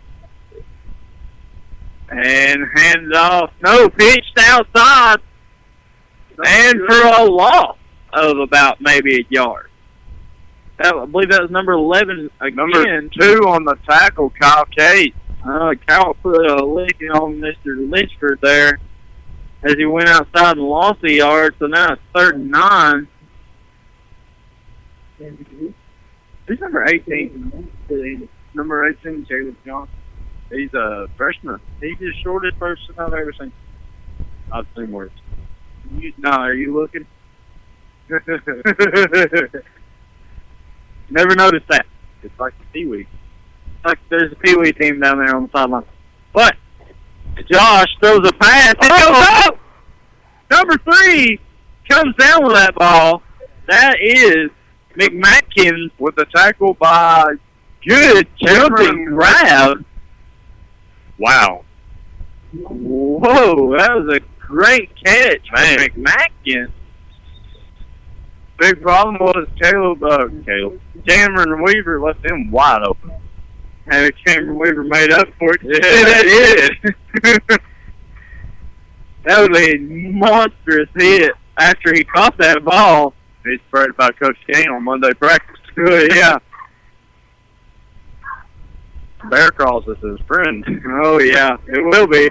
And handed off to number 11 after he waits for... Ooh! That's a hit from, I believe that's Davenport. No! Cameron Weaver and 46, Dylan Ritchie. Weaver on the bigger hit. Wow. Ritchie brought him down, and Weaver was right there right before he brought him down. That was a big hit. Yeah, I believe he made up for what he just did earlier. Yeah, that was a big hit. 2nd and 8. We have about a minute. Ain't nothing wrong with being shorter than me. Alright, minute and 40 seconds left. Josh ready to throw a pass. He does. He gets it right in between his brother and McMackins down at the 20 of the Indians, which they are on the 40 of the Indians at the moment. Hey, we're talking about being short. It helps to be short when you're a lineman. You can just sneak right in through there. But you got. It depends on if you're on the defensive line or offensive line. You want to be a little bit bigger if you're on the offensive line. Now, short can help, as I've seen some running backs that just they pretty much run under the lineman's legs and just keep going. I made the mistake of doing that to a coach, and he just sat on me. But now Josh is going to try to get another pass out, but he's sacked.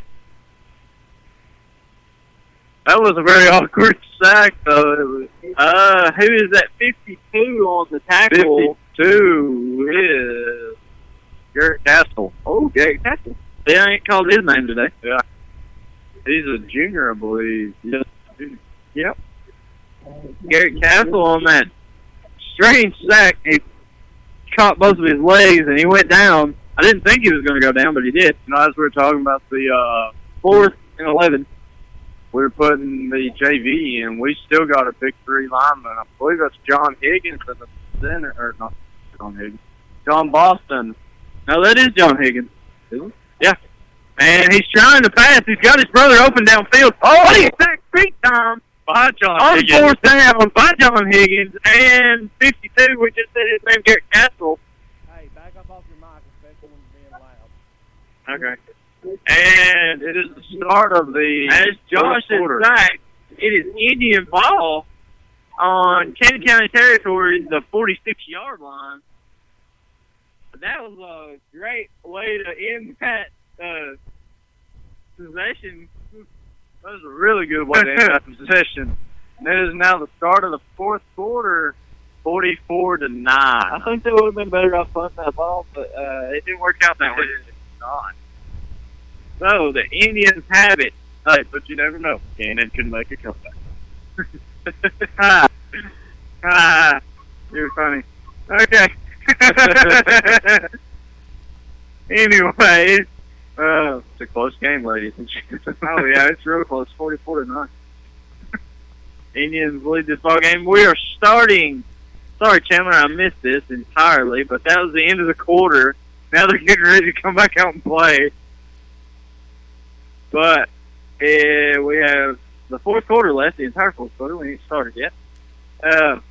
44-9. Indians lead this ball game. Homecoming queen was Hannah Murphy for Squatch County. Congrats to Hannah Murphy. And now we see Colin Hudson in motion. Running. And Barker Hudson himself outside. He's got a little room. He might go all the way. And he's in the end zone. Barker for the another rushing touchdown. He was on the 46 all the way to the end zone. Robert, you know, they beat their That's last a 54-yard touchdown. It just said 11 minutes, 35 seconds. 54-yard rushing touchdown for quarterback Ethan Barker. That's not his only rushing touchdown. Wow. His first one was 80 yards. Barker racking up some rushing yards in this game.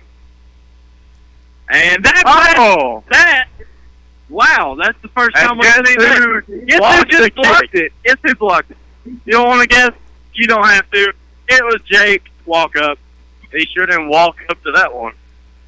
No, he sprinted up to that one. He come around that end like he was a kamikaze jet pilot. At least they made up for it, though, in the first quarter, I believe, when they got a 2-point conversion. The Indians could pick that up and try to get a 2-point, but nobody even attempted to go after that ball. So I don't think they really need to. technically, this is Chandler. Is this right? This is technically now a mercy rule game. Is it by 35 points or more? All right, Yeah. keep in mind. Well, if it's up by 34 points, it is mercy. So after this kickoff, the clock should run nonstop, and unless, of course, you call a timeout. So both teams have yet to use any timeouts. We are only a minute 5 seconds into the fourth quarter, so 10:55 left now in the fourth quarter. This is a mercy rule game now, so we will see the clock run on. And here comes Martinez with kick. Great kick, actually. Down to the 25. That's number 11 with the ball. That's no, it's not McMackins. That's Litchford. And he's tackled by number 11. How wonderful is that? 11 and 11. Didn't we have that play a minute ago? Yeah, it was on. He tackled him over there. though. Yeah, that's what I thought. Right around the same yardage.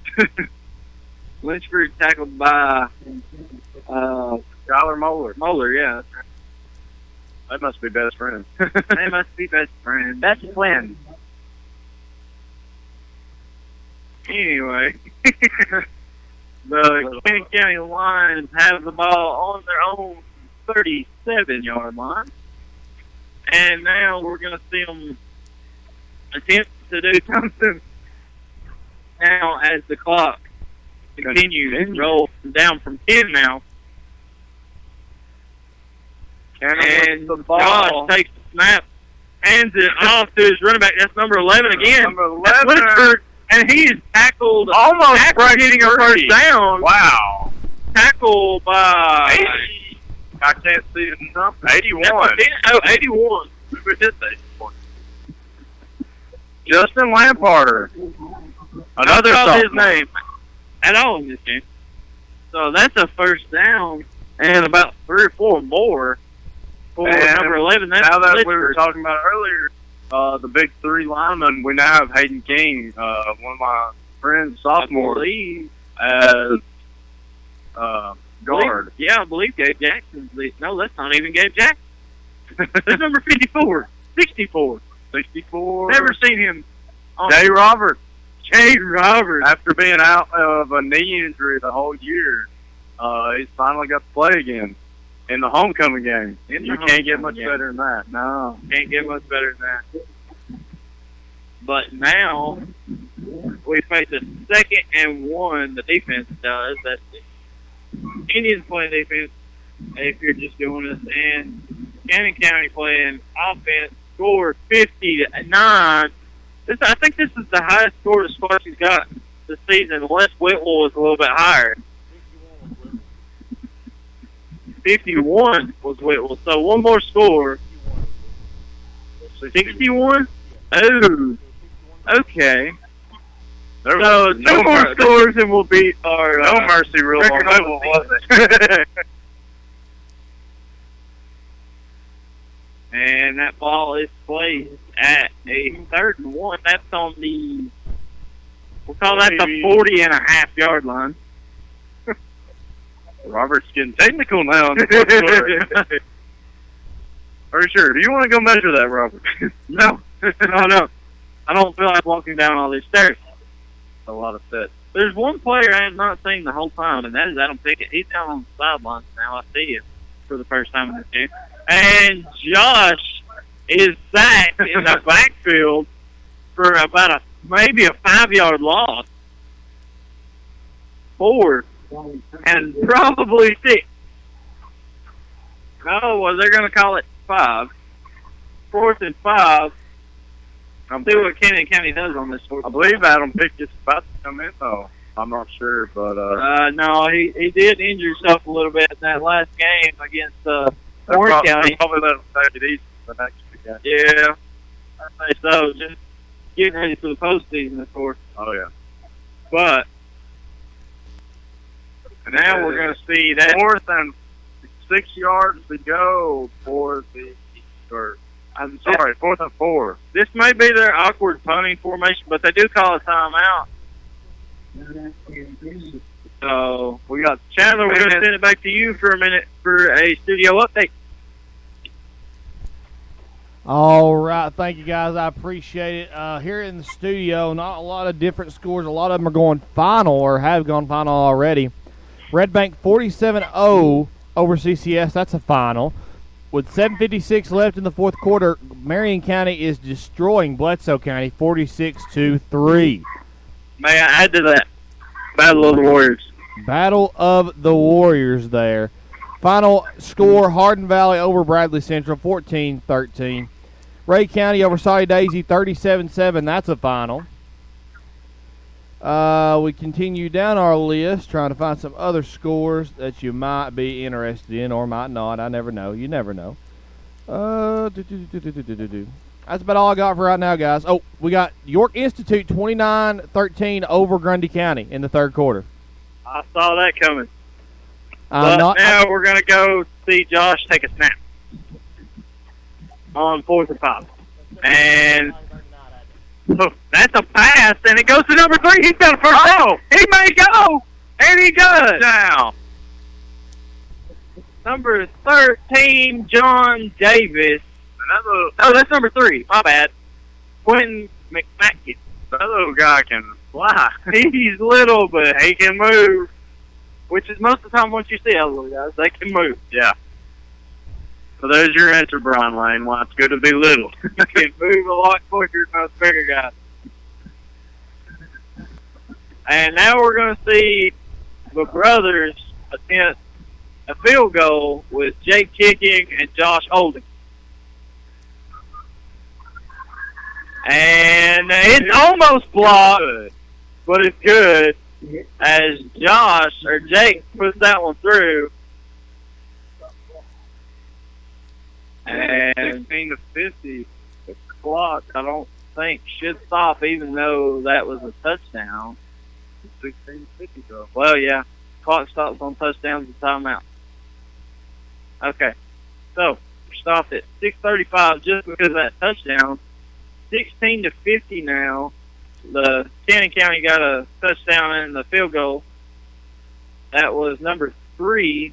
McMackins on the touchdown and Jake Walkup on the field goal. Of course, Jake Walkup plays every position in the book. Yeah, except any place on the offensive line except tight end. That's his offensive line. I've even seen him on the D line. I've just not seen him on the O line yet.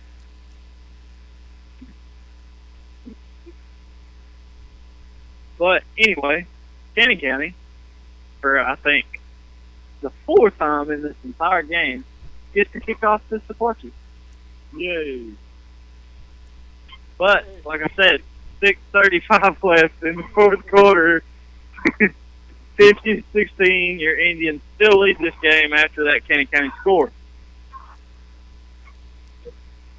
But we're going to see. You know, these the kickoffs have been surprisingly very interesting in this whole game. I know. Turn.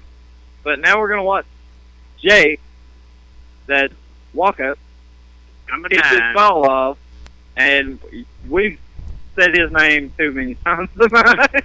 If we say number 9, I'm pretty sure everybody listening probably knows what we're talking about. Oh, yeah. And he boots this one back to, I think that's Alex Hudson. He's got some yardage now, and he goes out of bounds right here in front of us at the 41. If he had stayed on his feet, he would have been gone. Good run by Hudson. Again, another good run by Hudson. No.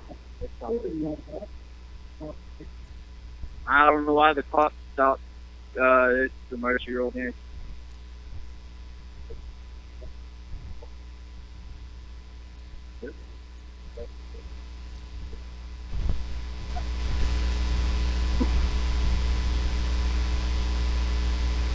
Okay, anyway, yeah, we're back on, Tim. Anyway, Sequatchie's going to start from their 41-yard line. And we're going to see new quarterback. That's Zachary Morgan at quarterback. And on the run, that's Austin Jackson. Adrian. I don't know why I said Austin. Another sophomore player. Another sophomore. And Jackson, anytime he gets to come in, he's been a solid rushing back for the Indians. But now Zach Morgan in at quarterback. And I also saw Brent Gray out there at fullback. Brent Gray, I believe he is a sophomore. Is that right? Yeah. 47? No, he's a junior. Oh, he's a junior. Okay. I believe they went to all JV lineups now. I believe they have. Steps on the line. I do see Joseph flag on the play. Anyway, that's illegal motion. No, false start. Okay. Elijah Phillips, number 72, also is on the line. Elijah Phillips, he's a freshman, 67. We don't have 67. I believe that's Golden Hammers. He's 68, but I haven't seen a 68 out here. All right, Colton Hammers here. You know, I run into that problem whenever I was playing. They didn't have a 67 jersey, though, but they had a 68 side to switch. So that could have been what happened. And I can't get you a number on that, but he is covered up. I believe that's Adrian again on the run. No. That's Brent Hicks. Or not Brent Hicks. Brent Gray.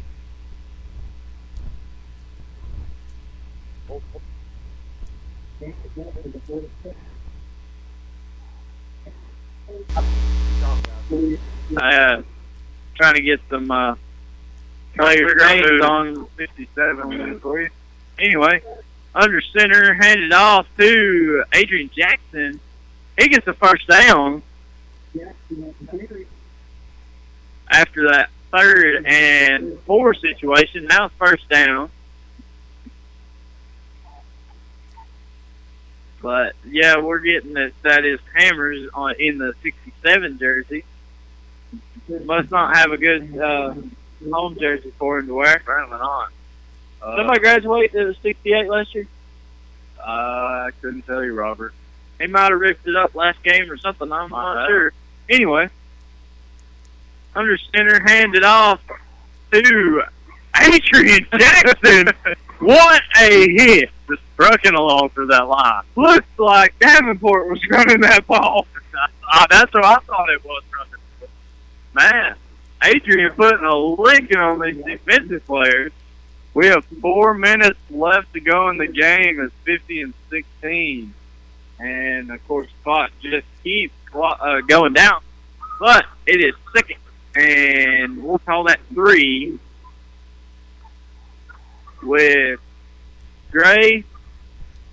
Looks like Will Hales and Adrian Jackson in the backfield. And handed off to Gray this time. Gray's got a little bit of room. He's got a first down.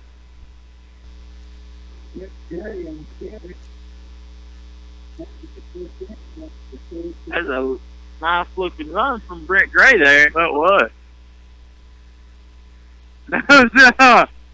Who did we say number 18 was? 18 is Caleb Johnson. Well, he just came in at the wide receiver position. Anyway, and we're going to see Zachary Morgan take it under center once again. Hands off this time to number 7. Does a great run. Number 7, Josh Eisenhart. They just put him in last play. With a first down. On a first down.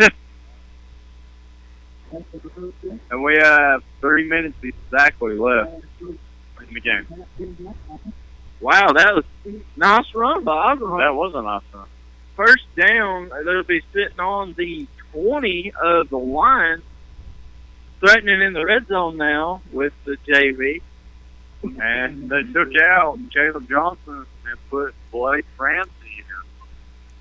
That's surprising. He's okay. a senior also. And now we're going to see number 20 take it. Who's that? Number 20, Will Hales. That is Will Hales. I thought that's who that was.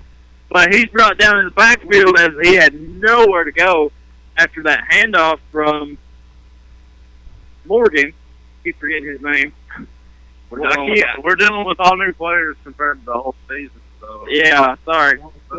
Troublesome. Trevor Richie comes in. His brother Dylan's a senior. He plays both sides of the ball. He lines up right out at wide receiver. Gray in the backfield is fullback. And handed off to, I believe that's off to Jackson, and he runs somebody over. 38. That's Edgar Veracruz. Who's Edgar Veracruz? I've never said that name in my life. I've never heard of that name. So. But by George, he did great. He did a good run He's there. a freshman. That was a good run. I thought it was Jackson. Adrian Jackson. I thought it was Adrian on that play. Good run. Yeah, that was and really hit. good. I mean, they're still at a 3rd and 11, but that was a great hit. Okay, 1:16 left. I keep forgetting that the clock's just counting down with this being a Mercy Rule game. But we finally get a timeout on the Indians. So the clock does stop at 1:11, which is the highway I have to drive to get all the way to Grundy County. And Chandler, we're going to send it back to you. Smith. All right, Smith. You said Smith. What is Smith? Oh, I'm Smith. All right, I'm sorry. What about the game? What do you think about the game, Robert?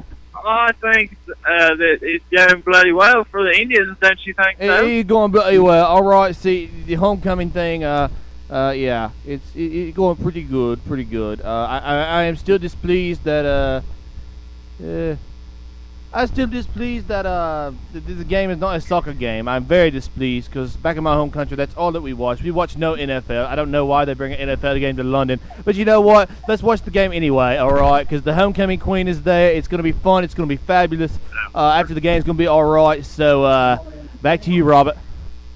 That was Josh Eisenhart on the carry. He gets down to, cannot see where that is. That's 10. That's a 4th and 1. They're at the 10-yard line with 45 seconds to go, counting down. We'll see if our JV can push a 4th down into a first down. We're in the 4th quarter with 30 seconds counting down, and that's an Indian first down, but if Coach Kane wants to score again, he's going to have to call a timeout. And he does. It is now 25. First and goal, 25 seconds now, counting down. Coach Kane better watch that clock if he wants to score again. Come on, guys. Come on. But 18 now, counting down. For it. 15 seconds. And hand it off. I believe there was a fumble, but I believe Morgan picked it back up. No. Cannon County football with 4 seconds left in the 4th quarter, in the last quarter of this game. So 4 seconds left. Cannon County, a Hail Mary pass. That won't help them any with 4 seconds, but we'll see what they'll do with it. They can always try.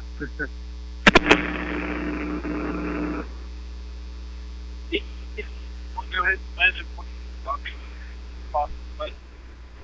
34 points. Hey guys, check the phone. It looks like you may have disconnected a little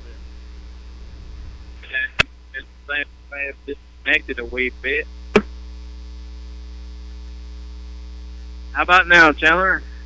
Go ahead. All right. Well, I'm going to go ahead and tell you the Indians have won this football game. Score at the moment 50-16. 4.8 seconds left. No possible way in the world Cannon County can come back and win this game. Never say never. And game is 0-0 on the scoreboard. Squatchy has won this ball game 50-16. Wow. That's great game, Bob. Great game from Squatchy County. Just putting a whooping on Candy County. 50-16 is your final score. Wow, what a game. Wow. It was very interesting. It was a lot better than what I thought it was. I will give credit to both of the Walkup brothers, Mr. Sonati and who was number 11, that's Litchford, and McMackins, that's number 3, Quentin McMackins. The 4 players we called the most tonight, and of course, big shout out to number 9, Jake Walkup, playing every position that you can think of. Besides an offensive lineman. Thank you for 258 listeners. How many? 258. Wow. Thank you to our 258 listeners. Thank y'all so much for listening. Congratulations to Hannah Murphy. And congratulations to our homecoming queen, Hannah Murphy from Squatchy County. And now I'm going to send you back to Chandler so he can talk to you for a second. All right, Rob. We'll see you down there on the field with Coach Kane in just a minute. I'll give you some scores of note there as we continue forward. We've got North Jackson loses 49-7 to Madison Academy. That's the final. Baylor loses 21-19 to John Pope Paul II. That was they do not get the onside kick there. Baylor does it, and they lose that one late. And Walker Valley over White County 42-7.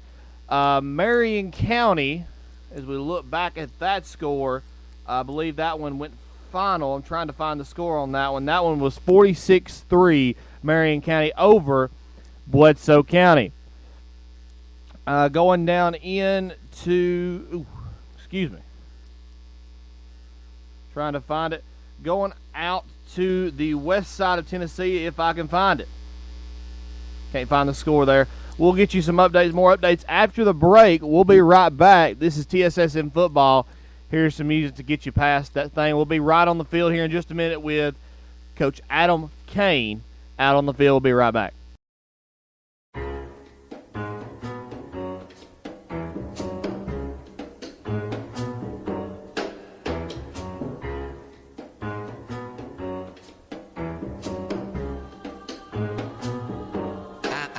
I'm in that old school Chevy, pockets getting heavy. No, what I got it trying to keep from falling like confetti. In that old school Chevy, pockets getting heavy. No, what I got it trying to keep from falling like confetti. In that old school, I'm in that old school. I'm in that old school. I'm in that old school Chevy. Tired of 9 to 5s, don't live the high life, I'd rather grind. Y'all are running through the motions, I'd rather climb. It's hard to lace up, when your hands are tied. Nah, I be coming for the top spot. It's my time, y'all can go now, I stop watch. Get it, my time, stop watch, wordplay. Got them on their toes like hopscotch. Hey, I got the flow that you would die for. I'm looking at them through the scope on my rifle. I might pull the trigger, take your life on the mic, or I might let it slide. I've been trying to read the Bible more. You fools know I'm back to drop. I keep my feet a cap flat. I keep my blue collar popped. I'm in that old school Chevy. Pockets getting heavy. No, what I got it trying to keep from falling like confetti. In that old school Chevy. Pockets getting heavy. No, what I got it trying to keep from falling like confetti. In that old school. I'm in that old school. I'm in that old school. I'm in that old school. Yeah.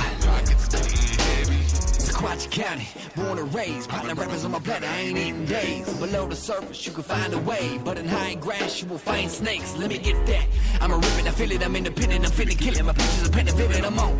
If I said it, I'm in it, I'm so ahead of them mentally. Got two brains with the same mind. Man, I want it in the worst way. Fake rappers like, can I get a verse, hey? I just treat them like a home run to ring. And we're back here with the TSSN post-game show with Coach Adam Kane. Coach, what do you tell your kids after a win like that? Well, to be honest with you, I was a little frustrated. The big key coming in was we have not closed the door on anybody all year except for Whitwell. And, I knew coming in this team could score some points. We felt like we could move the ball on them some, and the key was when we got up early. I wanted to freaking put the nail in the coffin and get the clock running, and we couldn't seem to get it done. So I was a little frustrated with that. But other than that, hey, look, don't get me wrong, a win I'll take any time. I got a good football team. I know we got to play a good one next week, Grundy. I know they're going to pose a lot of problems for us, so I'm just glad we got out of this one with a good win. We played some young guys, so it was positive for us. All right, and Coach, last time this team was 8-0 was back in 1990. That was back around your playing days. Not to give away your age, but does this remind you? No, actually, I was 89. I was class of 89, yeah. But team of 88. So yes. I'm even older than that. But, that was around that time. Does it remind you of that Sequatchie County team you faced back around that time now? Yeah, that 88 team was a really gritty team. They what I could tell that I remember is they really cared about each other and played hard for each other, and that's what we do. We're not pretty at times, and we'll make boneheaded mistakes at times, but these kids really want to win, and they really love each other and care about each other. So, yeah, it is a lot. It is kind of reminiscent of that. And Coach, as far as this passing game, how much has it just evolved in the past 4 or 5 weeks? A lot. It's something we worked on all year. they gave us some looks that we felt like we could throw on, and luckily, you know, Alex come on catching the ball. We got confidence in him, and a lot of it is just Ethan, you know, getting confidence and throwing the guys. So, you know, it's something we're going to build off the run game. We're going to be a run-first team, but, yeah, we're going to need it, and it's got to get better. And to be honest, we got to fix some of the special team stuff that we kind of messed up tonight. Now the kind of makeshift onside kick there, was that planned or was that something that just happened? With our kicker, yes, the first kickoff. We were trying to pooch it. He kicked it shorter than we wanted him to, and it just so happened we sped down there and got it. So it was just kind of a big play by our guy. I think it was Alex Hudson that covered. I'm not sure. And Coach, going in next week to Grundy County, what do you take into that game? Well, I've got a lot of respect for Grundy County. They play teams that are difficult for us, and they really get after them. They've got, you know, I've seen them a few times on film. I took a sneak peek of them this week, and they got a lot of team speed and some playmakers. And that guy's he's done a great job there, and I'm sure they want a piece of us. So it's going to be, you know, one heck of a football game. And going back to the beginning of the game here, did you expect to score that quickly out of the gates? I did not, but when we got the sudden change turnover thing, I decided to take a shot, and Alec made a great catch. All right, Coach. I appreciate it. You have a good night, and congratulations on the 8-0. Thanks, man. Appreciate it. You have a good night. And now we're going to go to Robert. Robert, are you there yet? You there yet, Robert? Apparently he's taking a second there. Robert is. Robert, you there yet? And Robert not hearing us right now, but we'll give you some updates here. Yeah, I'm back. All right, Robert's back with us now. Robert, what's your takeaway on that game? Best game I've watched in a long time. now, my first initial thought was, were you more entertained by our team or Jake and Josh walk-up? Just Jake himself, to be honest with you.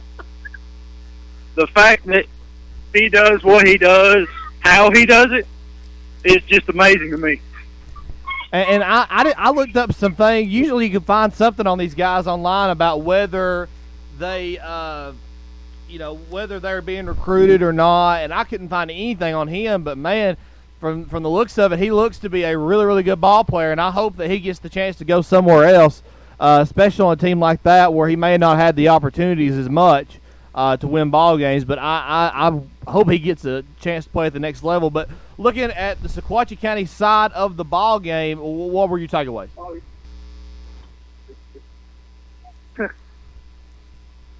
As far as, I guess we should start with offensively. Yeah? Yeah.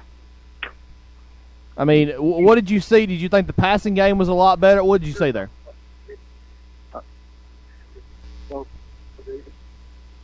Well, I saw a lot on both. I mean, running and passing. Both teams did actually really well, especially from on all those long passes on Can-Can. Yeah, and as long as passes as they were, they only had 34 yards passing in the first half, which was very intriguing to me going forward there. So that was very interesting. But anyway, this has been TSSN Radio, the Spear Sports Network, Spear Nation Radio. Live on the call tonight, Robert Easterly and Colton Weiss. I'm Chandler Morrison from the studio. And, of course, the score tonight, 50-16. Sequatchie County over Cannon County on homecoming night. And Hannah Murphy, I can't talk right now, Robert. Hannah Murphy is your homecoming queen on homecoming night. And I believe the seniors did win the homecoming. Am I right, Robert? Yes, they did. And seniors win homecoming yet again. And that's going to call it a wrap from here in Dunlap. I'm Chandler from the studio. Say goodnight, Robert. Good night. All right, we'll see you next week on a new edition of Spear Nation Radio. Y'all have a good one. Go Indians, and God bless.